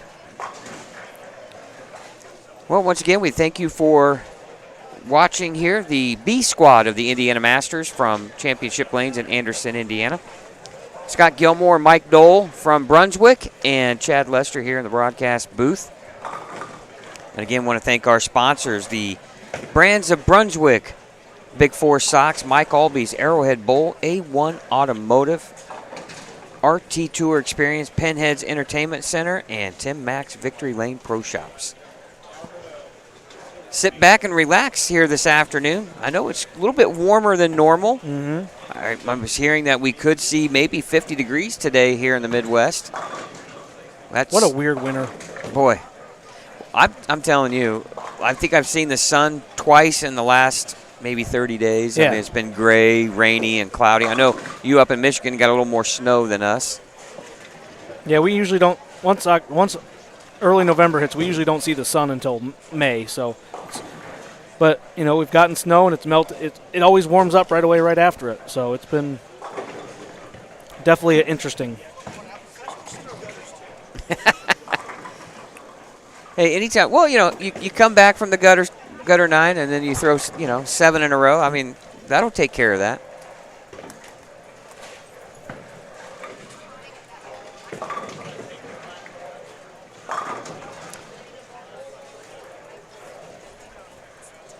Yeah, it seems to be the anybody trying to create too much angle down lane seems to be the.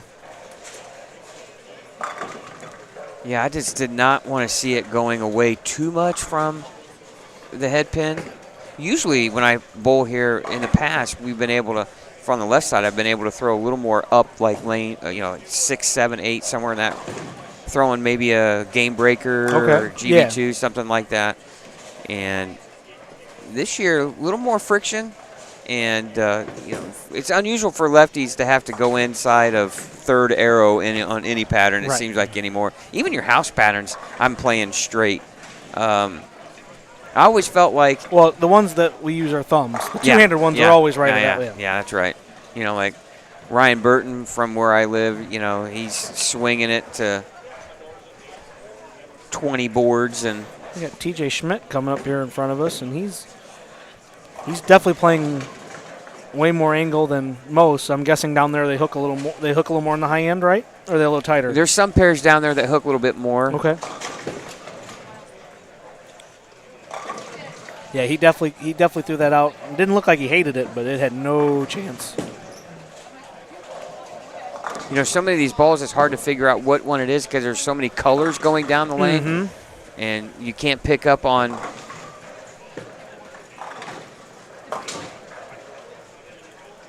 Of course, a lot of people who might not know TJ, but an extremely talented player who really, if he would have had the ability to maybe give it more time, I think TJ could have been a competitor out there. He was that good. College Player of the Year his senior year at Purdue. He's won the Scratch Classic. He's won 2 Masters. What do you have, 840 at USBCs? 830 at USBCs? No, he and was doubles? more than that. It was like 860. Was it 860? It was just under what Bo had. Bo Gorgon had. 860. Yeah. I mean, it was a lot. And it was in doubles, and he bowled with his dad, who ended up shooting like a low 500 series. And you're thinking to yourself, I would be so nervous if I'm bowling with him and he just can't miss. I'm like, okay, if there's ever a time I could shoot a 650 series, would be right now. Right. And you walk away, you're walking home with an eagle, basically. Correct. Right. Jeez. It is so hard to get to the bowl shoot. with your dad. Yeah. I mean, yeah, you can't beat that. He had no regrets from it, but it was just, there's times where he's bowled with some guys that have bowled good out there, and of course you can't. It's not easy to shoot 800, especially there on those patterns. But let's be honest, though, they're in the past, the USBCs, they've had some softer patterns. Correct. And then they've had some brutal ones there for about a 5-year stretch that were absolutely hard. Oh my goodness. Syracuse. It was so hard that you questioned whether or not you ever wanted to go back, right? Agreed. Oh, 100%. And I think they realized that too. Yeah, obviously when I first started bowling nationals in 2010, 2011, they weren't easy by any means, but they were softer. Like, they were decent scores. And I think the scores were getting a little out of hand. People 860s and 2300s and all that stuff. And they brought Nick Hoagland in, and Nick Hoagland doesn't like them easy. And they got really tough for a 3 to 4 year span, and then they adapted the 3rd division. And I firmly believe that too many people, they wanted every division to be equal. And I feel like when they were hard, too many people were getting into that lower division. So the last couple of years, especially since COVID, they've been I'm not saying they're on the softer side, but they're definitely been more playable. I mean, even when they hook a little bit too much, like last year this last year in singles and doubles, where they hooked quite a bit more. I mean, there was still. I mean, Nick Crummell. Oh gosh. I mean, there's still score out there. It's just, USBCs is I always joke, if I ever get an eagle, I'm done. Like, that's the last thing on the bucket list, and it's Think about how many some guy. Crummell got what, 3? 2. 2. He had 4 when he left. He Yeah, was leading in okay. every division but 1 when he left. Yeah, and that's insane. And he lost doubles in the last week. That's insane. Yeah. Think about it. I mean, people would die just to have, like you're saying, 1, and Yeah. you get 2 in 1 year. And look at his name just McNeil's got Matt 5. McNeil. Yeah. Right. 5 or 6. Yeah. That's crazy. Jeff Riggles has 3 or 4. Yeah. I mean, Adam Barta, that team, they have multiple. Brian Wallachek has to have at least 3. 3 or 4. Yeah. Yeah, he's up in your area. Just got put into the Michigan State Hall of Fame last year. We were there. We were there at the banquet, and he got put in the Michigan State Hall of Fame. Yeah, Wally was a bowler for Saginaw Valley State when I was at Purdue, and boy, he was so talented for them. He's just a great player. That whole family is talented bowlers, Lonnie, and I didn't know that they were related to the Murphys. I didn't know he was related to Chad and Billy. It was a funny insert in his Hall of Fame thing that his bowling family is huge and he's related to Chad Murphy, and it said that Chad Murphy. Like, it was kind of funny. Yeah, Wallachek's really talented players. Lonnie had some good years out on tour. Couple titles. Yeah. He was a Wichita, so you knew he was slower than Saginaw. Yeah. Boy, Wichita keeps churning them out, don't they? Yeah, we just signed Alec Keplinger from right over the Indiana border in Michigan to the Hammer National staff, and if you don't know who Alec Keplinger is, you're going to find out soon. I mean, junior Team USA, gold medals already, a couple national titles at Wichita. He's going to be a force to be reckoned with on tour this year. It's his first year out there. So yeah, he kind of struggled at the U.S. Open, but yeah, there's all the talent and ability is there. Yep. Yeah, and he's got Hall of Fame roots. His mother just got elected to the PWBA Hall of Fame, so the DNA is strong, just like Ryan Barnes and some of those other guys.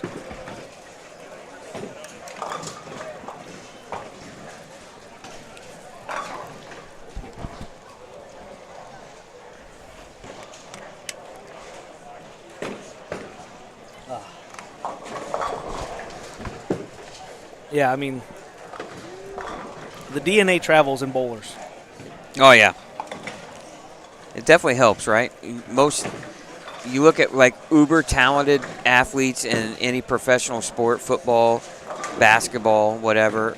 You look at their parents, and they were major athletes in their time, too, So...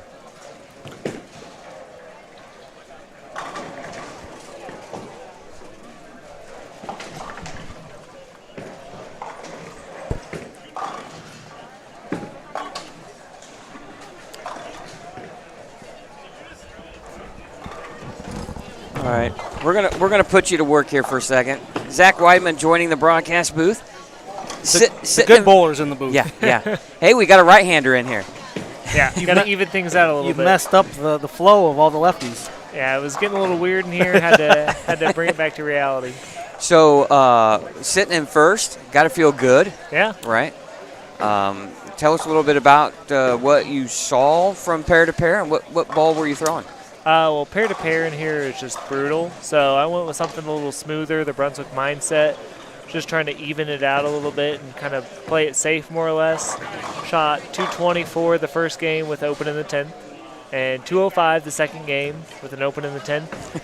Actually, ball changed when I came down here to 3 and 4 to the radical hitter and shot 250. I had a couple Brooklyns in there, but kind of got a little cleaner through the front and just gave me a little bit better look down lane.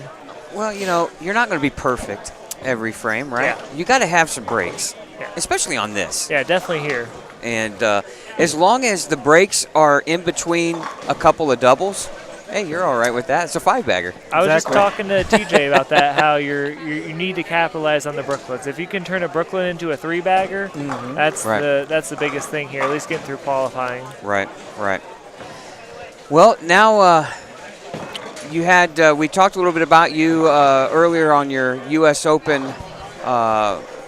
week, and unfortunately, bowled so well, and then to be frustrating to be the odd man out at the only guy plus, as we talked about, being What was your experience like on those 3 patterns and during the week? Well, this feels like a house shot compared to the U.S. Open. So those patterns were brutal. Like, I thought the first day was going to be the toughest. Turns out that was the easiest. After that, it just turned into trying to hit the 1-3 and leave something you could make, because it was very easy to split there. So I was just trying to basically be in survival mode and try to stay out of trouble.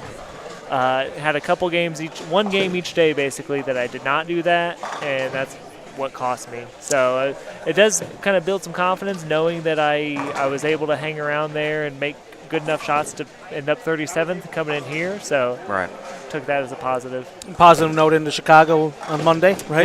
Yeah, it's going to be weird because we're going up there and they're only taking 8 out of the PTQ, and it's going to be much higher scoring. I think we're bowling on a pattern that's like 4-1. So that really will feel like a house shot compared to, I think the easiest pattern at the U.S. Open was like 1.5-1. This is like 1.6-1. So going to something 4-1 will feel very easy. How many are in the? Have they posted entrance yet, or how many do they have for the field? I think 85. I'm sure PTQ sold out. Yeah, I would imagine. 85 Chicago. and only 8 spots. Yeah. Boy, that's going to be a dogfight. It will. It's going to be pretty high scoring, I'm guessing. So. What center is that going to be in? Bolero Mount Prospect. Yeah. Okay. And then you go to Springfield, Missouri. Yep. And then back in Anderson. Yep. Back here. Yeah, luckily I bowl well here, so I'm looking forward to that one. I've always had success here between winning the Masters here in 2020. I won my first regional here. Bowled well in another, came in second in the regional like 2 years ago. So I like this place. It's always nice when you can sleep in your own bed. Yeah. Right? Yeah. That's always a good feeling. As you prepare for the week, right? Yeah. So the plan for you then is to play bowl in all the events and see if you can't get into that top number of points. And what is it right now? We're not sure exactly how they're going to play all this out, right? Yeah. We know it's going to be right now. You had to be in the top 42. 43 is 43. What they were saying. Yeah. So hopefully try to make a couple of these PTQ cuts and have some good showings, and then definitely the World Series, trying to get in there. That's a big PTQ cut to make. And just take advantage of it when I do get in the main fields. And and obviously triple points at a major help too. Yeah. So Masters, and then do you have to bowl PTQ for the tournament champions as well? Yep. Okay. Yeah. So I've bowled well there in the past. I led the PTQ there 2 years ago. So I just got to try to take advantage of that. And if I don't end up there, they're talking about doing their tour trials at the end. So I'll definitely do that. So and then take next year with wherever I'm at. Well, hopefully we don't have to worry about tour trials. Yeah. Hopefully it's a good year and this is a good start, and you just keep on striking, right? Get that momentum going. And yeah, I'm definitely a field player, so the more I bowl, I get in a better rhythm. And today kind of proved it. Like, got a lot of games in at the U.S. Open. The shop's been busy, so that's a good thing for business. That's a tough thing for bowling. Don't get a lot of chances to practice when you're nonstop in the shop. But getting 24 games in on very tough patterns definitely helps the rhythm and timing. Yeah, even like for you, Zach, you got a taste of that TV show, right? And like Mike and I were talking at the beginning of the broadcast about, you didn't perform like it was your first time on TV, right? And when you get that and you get some success, it's almost, you get addicted to it. You would like another chance on there, and I'm sure it's got to be frustrating to a degree to have to bowl these PTQs when you've had some success on TV, because a lot of guys don't even get there. Yeah, I think I took it for granted how easy it was for me my first year making 2 shows, and kind of, this is not too bad. I didn't realize, I mean, they're the best bowlers in the world for a reason. So even the guys bowling PTQs, they are very, very, very good. So trying to compete with them on a week in and week out basis, you have to be on your game. And I just, luckily, I mean, my first year I had some success and got that taste, but then had a baby, took over owning a pro shop, and had some other things going on where I couldn't quite be as dedicated. But this year I got in the gym, been practicing a little bit more, trying to get in better shape. So I think hopefully it's going to pay off. Yeah, you had 800 for the first 3 games on TV, didn't you? Yeah. So shake that off. Yeah, right. Getting back on TV in front of fans is my goal, because both my shows there was no fans, which probably helped with the performance. It's a lot easier to stay calm and relaxed when there's not that many people in the building, but bowling in front of hundreds of people, and hopefully I make the show here and can have a big hometown That'd be crowd. cool. So what's your thoughts on Sunday's telecast with those 5 guys? It's probably got to be one of the best, most talented shows ever, right? Like, That's what we were saying. you got the reigning player of the year, and then Anthony Simonson, who finished top 10 in every tournament last year, could have been any other year would have been player of the year. And Runaway. yeah, Kyle Troop won player of the year a couple of years ago. Bill O'Neill just coming off the players. Like And then that guy Belmo. oh yeah. People kind of forgot about him. He took last year off, only won like once or twice. Yeah, right. Yeah. So He yeah, only won $190,000 or $200,000, yeah, right? It's down. yeah. It's Really going to be tough year. I'm excited to tune in for it. Yeah, and I didn't know we were lucky enough to be able to interview all the guys last night after the match play round was done, and EJ said, 89 titles, 28 majors amongst the 5 on that show. Yeah. That's a staggering number. Yeah, I mean, looking at possibly 3 of the greatest of all times on there between EJ, Belmo, and Simo. I mean, they're young, but still kind of cemented themselves already. All 5 are Hall of Famers. Yeah. Yeah. All five are eligible for the Hall of Fame. And it'll be first ballot Yep. Hall of Famers. Oh, easy. I mean, Yeah, and they're trying. I mean, Bill, if he wins this one, he's going to really kind of That's a solid start for Player of the Year. Yeah. yeah. And, we were telling, Mike and I were talking just kind of how underrated Bill O'Neill really is. Yeah, he has a reputation as a grinder. Like when they're tough, he can grind them out, but he can also score pretty well. Like the Players was a very high-scoring event, and he kept up with them just fine. And he showed he was able to grind through qualifying. Probably didn't have his best stuff, but once he got into match play, I think he went like 200 and something over his first block and just kept it up. So Bill is he's the lowest rev rate on the show by far, but he can hang with them. Yep. So rev rate's not everything. Yeah, it's always important how consistent you are at the bottom, right? I always think like Francois Lavoie is the perfect example of that. You watch him, you're like, man, this guy's got no chance. But he's won 2 U.S. Opens. He puts such a good touch on the ball. It goes through the pins just the right way. Bill is kind of in that class. Yeah. And, you're right. He's got that grinder mentality. Bill was one of the best college bowlers I've ever seen. He might have been the best college bowler of all time. Didn't he win Player of the Year 3 or out of his 4 years, I think? Yeah, it was a ridiculous number. Bill's a shot maker. I mean, that's what it comes down to, is making shots. I mean, that's one thing that the guys that are on the TV show do when they get there and they need to make the shot. 9 out of 10 times they're making that shot.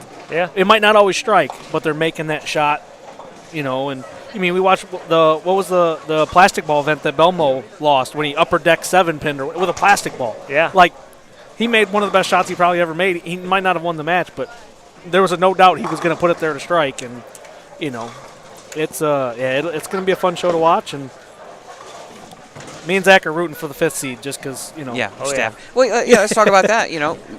Zach, you're on staff here with Hammer and can throw all the brands. And I know you have to be excited about some of the releases, and obviously being in the pro shop. What are you seeing from the brands that you are really excited about so far? Well, obviously, the Black Widow 3.0 has been a great seller for us. It's a great ball.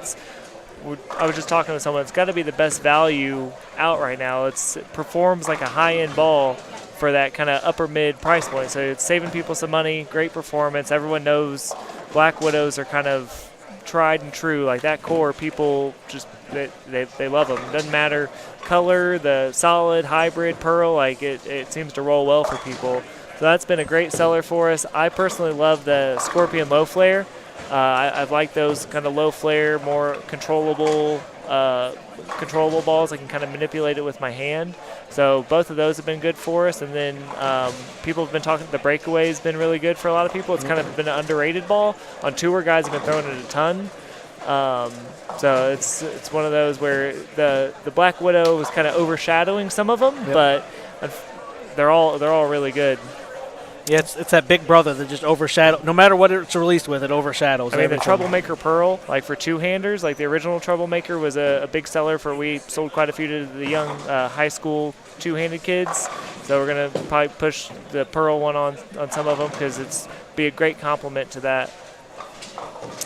Yeah, and I know you had mentioned that you threw the hitter your last game to shoot 250. I've been impressed with that ball as well. Yeah.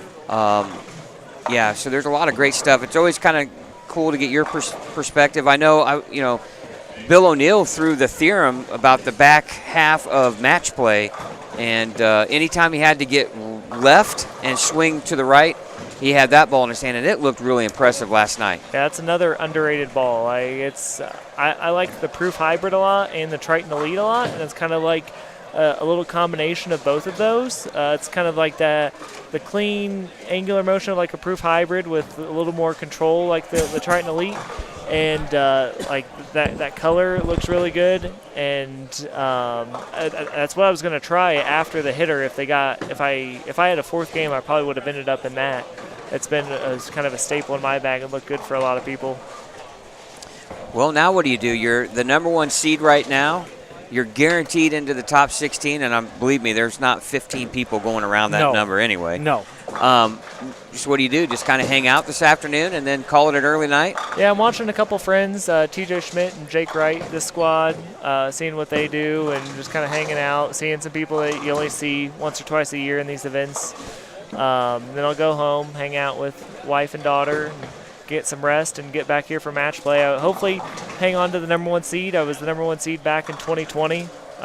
Was able to run the bracket and match play and get the win, so hoping to repeat that this year. Yeah, if I remember right, the year you won it was brutal on 9 and 10. I mean, brutal. Yeah, me and Jesse. You didn't put on Strike Show on, no, did I think it was like 180 to 160 or something like that. Yeah, it was rough. It was rough. I remember that. I think I might have led qualifying with like 690 again. So it's tough to shoot 700 here. You don't see too many of them. Now, are you going to get the Hammer jersey with your name on the back and right below it says "Girl Dad"? Maybe. Yeah, maybe. Another one on the way, right? Yeah, nice. Yeah. It's exciting times. It's a little stressful, but it's fun. Get it done early, and then you can just coast as a father, right? Yeah, that's the plan. TJ's taking a book out of your page with the Runaway Brooklyns. Hey, like we said, gotta have him in this tournament. I feel like. I wonder why this guy's won multiple times. He's thrown Brooklyns. Yeah, absolutely.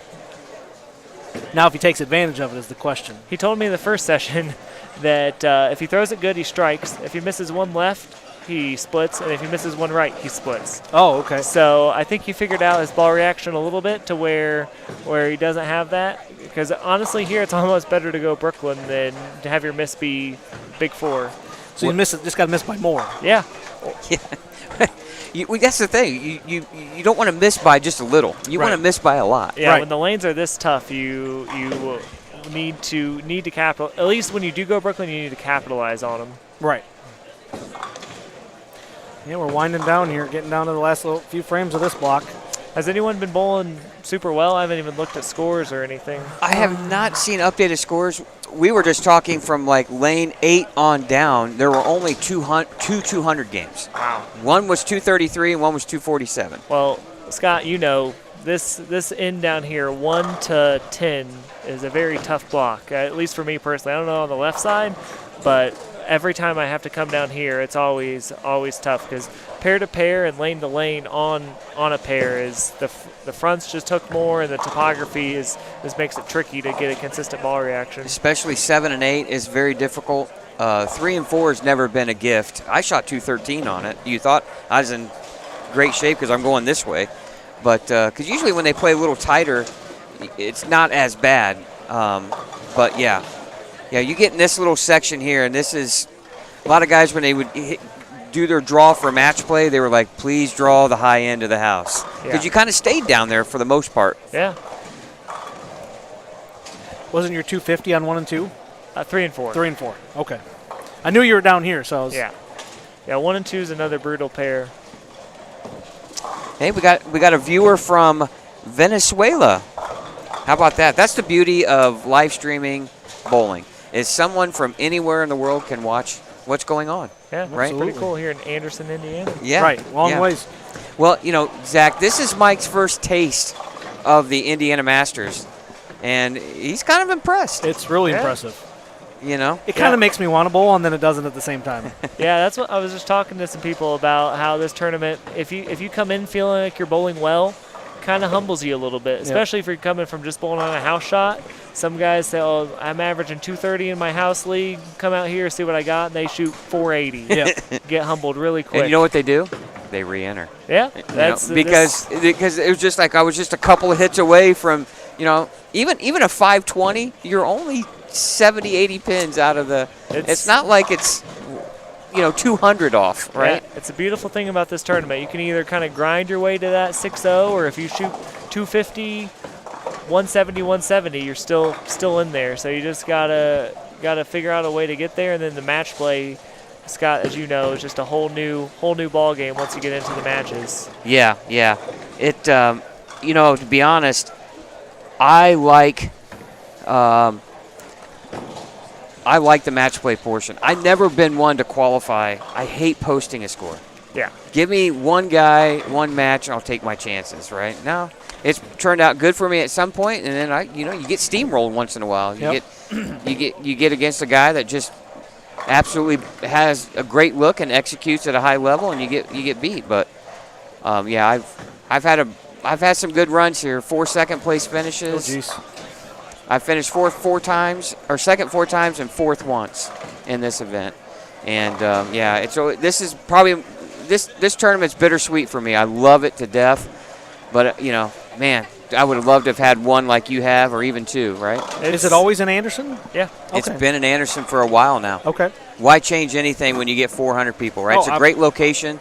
Dave Small's center is phenomenal. Angie Collip, the proprietor or the manager here, does a wonderful job. Food is great. Nice open area.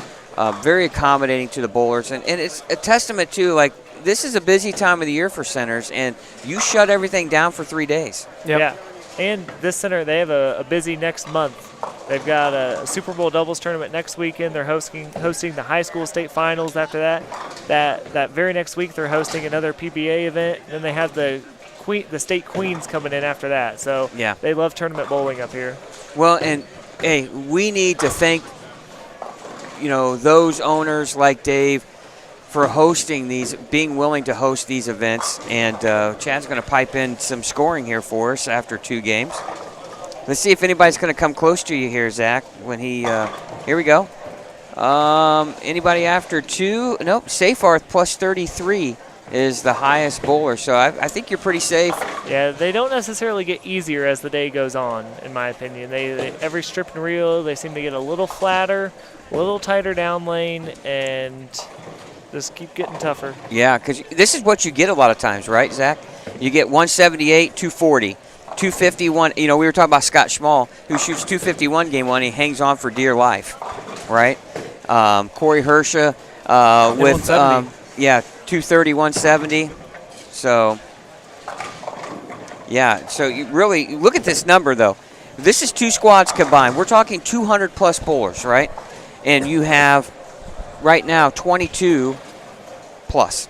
Yeah, it's always very, very tightly packed. That's why for me, I always try to make sure to get all the count I can and fill every frame you can. It's the amount of people that will be packed around that -10 to +10 range. I bet there will probably be 20, 30 people in that range. It's always it's amazing how you can just drop one pin and you got bowler. I mean, it's just last year I had just missed the cut. And I think I was tied at -13 with 3 other people, and cut was -10. So it's brutal. Yeah, you can just go on, and it's just really tough. And TJ Schmidt's putting a big game up here. Well, he's already in. He doesn't have anything to worry about. Yeah, he's just trying to get a little practice in. He doesn't bowl a whole lot of tournaments nowadays, so he's just trying to get out of his league bowler mentality and get into the grinding mode and just kind of what you have to do on these tougher patterns to be able to score and put up a number. You gonna bowl any more, Scott, or no? One and done. I'm one and done. It's painful for me because I'm still competitive to a degree. I love this tournament. It's only once a year. You don't get any younger. Right. Right? I mean, you only have so many years. I actually had a really good look. I threw the 3.0 to start. Got a couple of, I left a couple of corner pins in game one and still shot 213. Go down this way, didn't execute, didn't make the right move when I needed to. And I had a chance going in the last game. I needed to throw the back 5, and I got to the 4th one. I left a solid 7, and I whiffed it, which made it even worse. But back 5 is no easy task. I No. know sometimes when you're on an easier pattern, you kind of look up at the scoreboard. And, if I strike out here, I'll shoot 220. It's not something you can really do here when you even get up in the 10th. Like, I need to strike out to shoot this. That's not a gimme. Yeah, it's not. And everything has to be in. Not only do you have to throw it well, but your speed's got to be right. If you're a little fast, a little slow, that was something I think you probably experienced at the U.S. Open, because that's a big Nick Hoagland thing. Yeah. You have to be able to control your speed. Yeah, I was talking to Charlie Collop, Angie's son. He was bowling today, and told him it's not that hard. You just have to have the right ball, right speed, right rotation, right part of the lane, and it's not that hard then. I was like, you might be able to get away with doing like 3 of those things, but you definitely have to have the right ball in your hand and the right speed and right location, and then you might be able to get away with like a little miss with your hand or one or the other. But you can't be going out there and throwing it all over the place. Yeah, Cole Moore, who a friend of ours, did some work for us down at PBA Tour one night for us, did some interviews. That's been several years ago, joining us in the chat. And Cole now bowling high school. Now I feel so much older now that. we're was it Seyfarth that was doing the best on the squad? Is that who it was? Plus 33, yes. Yeah, now he's going to throw the back 5 for 100. He could throw the back 5 for 181 on 1 and 2. Oh my goodness. Yeah, he opened the first 3 frames. I think Zach Newman, first block, he was like 470 after 2 and hit 1 and 2. And had 120. Yeah. Brutal. So 1 and 2 is not the pair you want to hit. It is not. That's typical. But anyway, Cole, it's great to hear from you. He agrees with us, guys. The 3.0 is really good. He's a big Ebonite and Brunswick fan, and I try to play more inside for a left-hander, which is kind of unusual. Anytime I'm right of third arrow, that's I'm in a part of the I'm like experiencing a whole new part of the world. I uncharted territory is what they say. Did your nose start to bleed getting that far in? Yeah, or? The air was thin. I was gonna say uncharted waters. The air was very thin. Just wanted. I saved your life with that, right? I appreciate that. Nothing like a good glass of H2O when you need it, right? Right.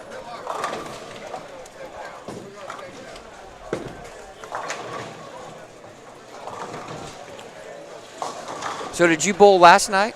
I did not. After bowling the 3 days of qualifying for the U.S. Open, wanted to spend some time with the family, and I knew I was going to be gone a lot today, and I actually leave tomorrow evening for Illinois. So wanted to have some family time. We had fun, just kind of hung out at home, made dinner, and had some quality family time. Oh, that's good. It's always good to recharge the batteries when you can. Try to balance being like full-time bowler, basically full-time pro shop operator, and full-time dad. So it's tough. Just let Luke work. He's fine. Yeah. Wait. Luke and work?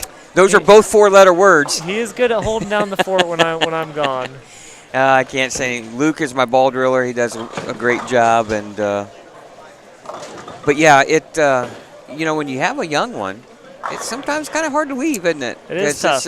I was talking to someone. Luckily, nowadays, between Snapchat and like FaceTime and stuff, always getting pictures and videos, and can call her anytime, really. Between if she's with Addie, my wife, or my mom, I can just see her whenever I want, and it makes it a lot easier. I don't know how the guys did it back in the 90s and 2000s when they'd be gone for weeks at a time and didn't have any of that stuff. On a payphone. Yeah. Right? Call and collect. Yeah, calling from the hotel room or, And the schedule nowadays, or the schedule for me at least, is very convenient. I can go to a tournament and be home for a few days, or if I miss a PTQ cut, be home for the week and then go back out. We go from Illinois to Missouri. Back here, then Delaware, and then we have a couple-week break before the Masters. So the longest I'm going to be gone would be the World Series, which is like 10 days. So it's still not too bad compared to what some of the guys have who are either traveling internationally or from the south or way out west. Being in the Midwest, it is very convenient. And World Series is in Detroit, too, so it's not even really that far away. Yeah, I'm super lucky with the way the schedules work this year. It's kind of what's been a lot of stuff in the Midwest. Yeah. Oh, it's all, right? yeah, majority, almost, other than the Masters, it's all in the Midwest, right? Yeah. Oh, and then Delaware. Yeah. Still not too bad, like 11-hour drive, so. Yeah, we were talking about the season. The only thing I would change or would love to see, but, it's not anything that's a controllable change. You just love to see it be, another, 2 months long, 3 months long, right? Give you guys, 25 weeks or. Yeah, it would be nice to have like a summer tour and a fall tour or something like that.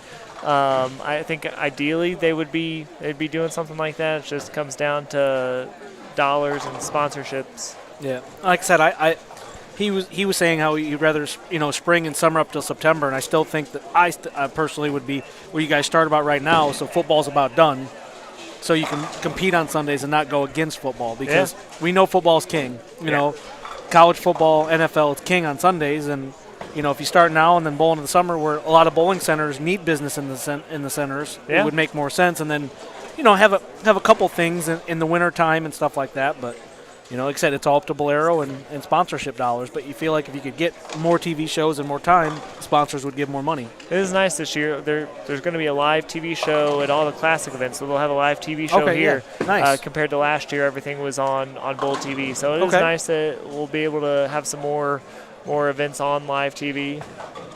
Those will be on FS1? Yeah. FS1, okay. Yeah, I think all the majors are going to be on Big Fox, and then everything else will be on FS1. Hey. It's a start, right? Yeah. You can't build Rome in a day, right? Yeah, it's almost time to order lunch, guys. Let's say what. Lunch, it's about almost dinner time. Well, that too. Everything's good here. What are you going to get, Scott? I'm not sure. Yeah, I mean, we love coming here because the food is always fantastic. And when you're in a bowling center for 13 and a half, 14 hours, you kind of eat. Is there anything better than good bowling alley food? No. Hey. You know who I think has the best bowling alley? I mean, I've not eaten here. Spectrum. Have you had food at Spectrum in Grand Rapids? I've never been to Spectrum in Grand Rapids. No, I've heard good things. They have a full-time kitchen, and they make do you like spicy stuff? I do. They make homemade spicy chicken bites. Oh.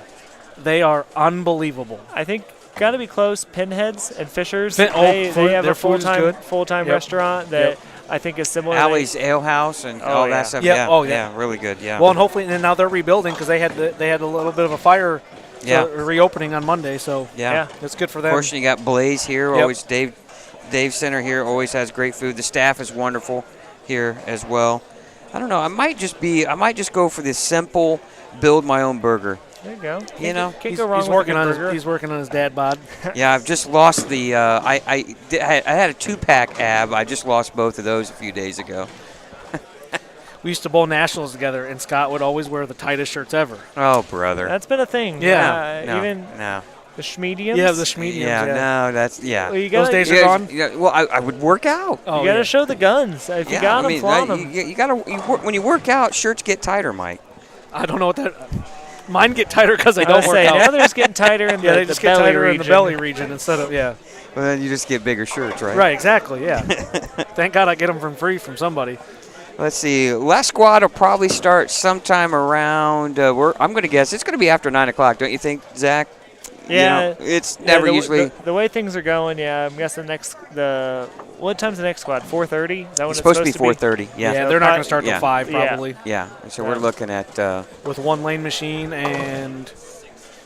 Yeah, they probably won't start oiling for another 10. Yeah, they're probably going to start closer to 5. That's how it goes when you have a sold-out field and people withdrawing, coming off the wait list, and everything.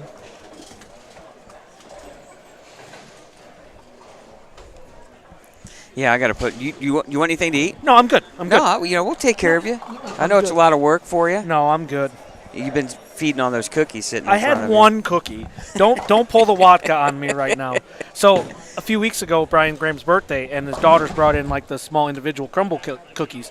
and it was like churro and like a bunch of good flavors. Well, I had like 2 or 3 of them, and so the whole joke in the office is I'm the crumble cookie master. I'm like, it was the miniature ones. They weren't the full-size ones. Yeah, one normal crumble cookie is like 4 servings. Exactly, So yeah. the miniature ones, I think you can have 4 of them and not feel bad about yourself. But they make Ishman and Watka make fun of me for They're it. just mean. They are. That's like, not nice. It's just because I'm beating Watka in average in league. That's why. Yeah. Yeah. So no, I only had 1 cookie. It was good, and I'll probably demolish that one. As soon as we get off the air. You've done a lot of work here. We're hard. People think the sales guys don't work, but our job never really stops. And this is kind of your busy time of year, It right? is. It's very busy. Shop's Yeah. busy time of year, which means it's your busy time of year. New beginning of the year rewards plus and all that stuff. Dealing with guys like me. Yeah, you make it easy. It's fine.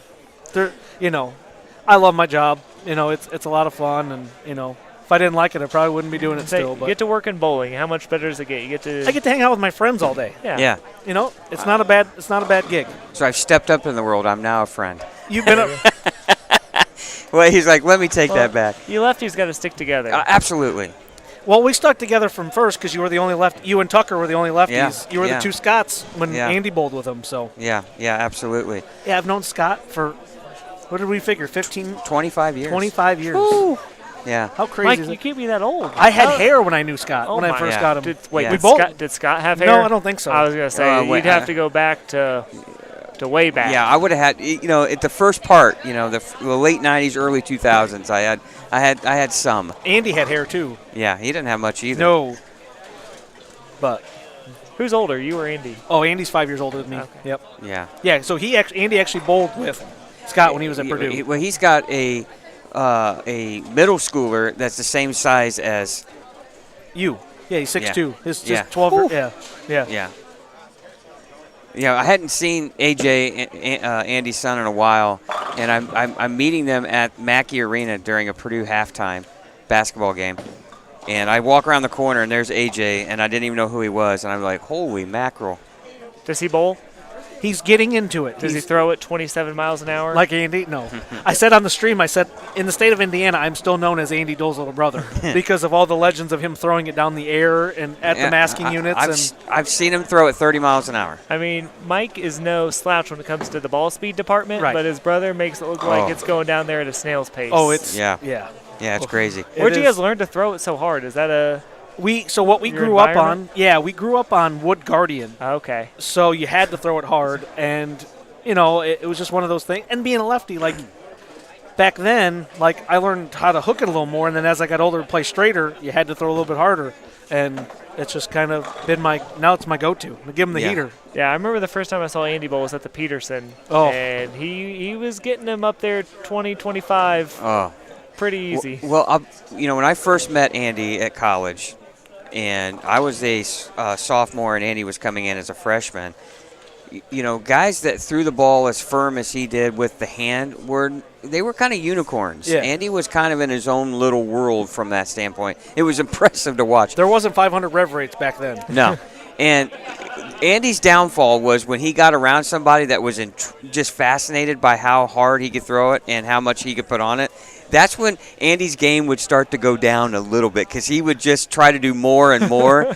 And your brother was always impatient. If you were done from a pair and you went to your next pair to bowl and the other team wasn't there yet, he just couldn't wait. Yeah. And it would be like, just slow down a little bit, But, man, I always loved putting him in the leadoff because it was so much fun and to watch his ball scatter pins, and it really kind of get everybody else motivated. So. And they would bowl on some of the most brutal stuff. I remember there was a guy from Indiana. I don't remember what his name was, but he always said if you heard a ball bounce twice or 3 times, you knew it was Andy, and you knew it was humming down the lane because he was, this was when the big sport patterns first started. Yeah. And they were bowling on 29, 30 feet, and he's just throwing them down the lanes in the air. And yeah, it was a lot of fun. Mark would be a spot on the mask. Yeah. Yeah. Well, it was a lot of fun. But hey, Zach, thanks for joining us. The squad is wrapped up here. We'll bring you scores from the B squad here when we start the stream on the C squad. But Zach, thanks a lot. Great bowling today. Thanks. Right now, you're in first. I'm going to have a guess that you're going to stay there. Yeah. After this squad. Yeah, So the betting man is. Yeah. But if you want to bowl again, me and Scott will take your bracket action. I'm heading home. Oh, okay. Gonna have a good dinner with what's the for dinner? family. Yeah, I don't know. what are we we'll gonna have to see. Might pick up something. Might make something. You get enough We'll see. bracket. Are you Yeah, might wins. treat us to. wait? Are you chef? You cook anything? Anything? I'm more of a grill man. But Okay, I like it. I do, I'm a griller. do get in the kitchen a little bit. Yeah, nothing good. You know, I love to grill steaks. I've gotten into broil them now. Oh yeah. It's much quicker, and they're just as good. So don't. I like a good reverse sear on a steak. You know. Yeah, absolutely. All right. You're making me hungry. But anyway, great bowling. Thanks, thanks for stepping in here for us and chatting with us, and best of luck on the PTQ this Monday. Appreciate it. All right, Zach Weidman, See you, buddy. everybody. Well, that's going to wrap things up here Yes, sir. for the B Squad. Mike, thanks a lot. Appreciate Absolutely. it. I'm glad to be here. Thanks for having me. And, you know, like I said, it was fun watching some bowling. I'll stick around for another squad and head on home. So, All right. Well, awesome. we're going to wrap things up here for the B Squad. We will back for the C Squad when it gets started here probably in about Roughly an hour. 5 o'clock, probably. Yeah, probably 5 o'clock. And but thanks for watching here on Savage Bowling TV here from the Indiana Masters Championship Lanes in Anderson, Indiana.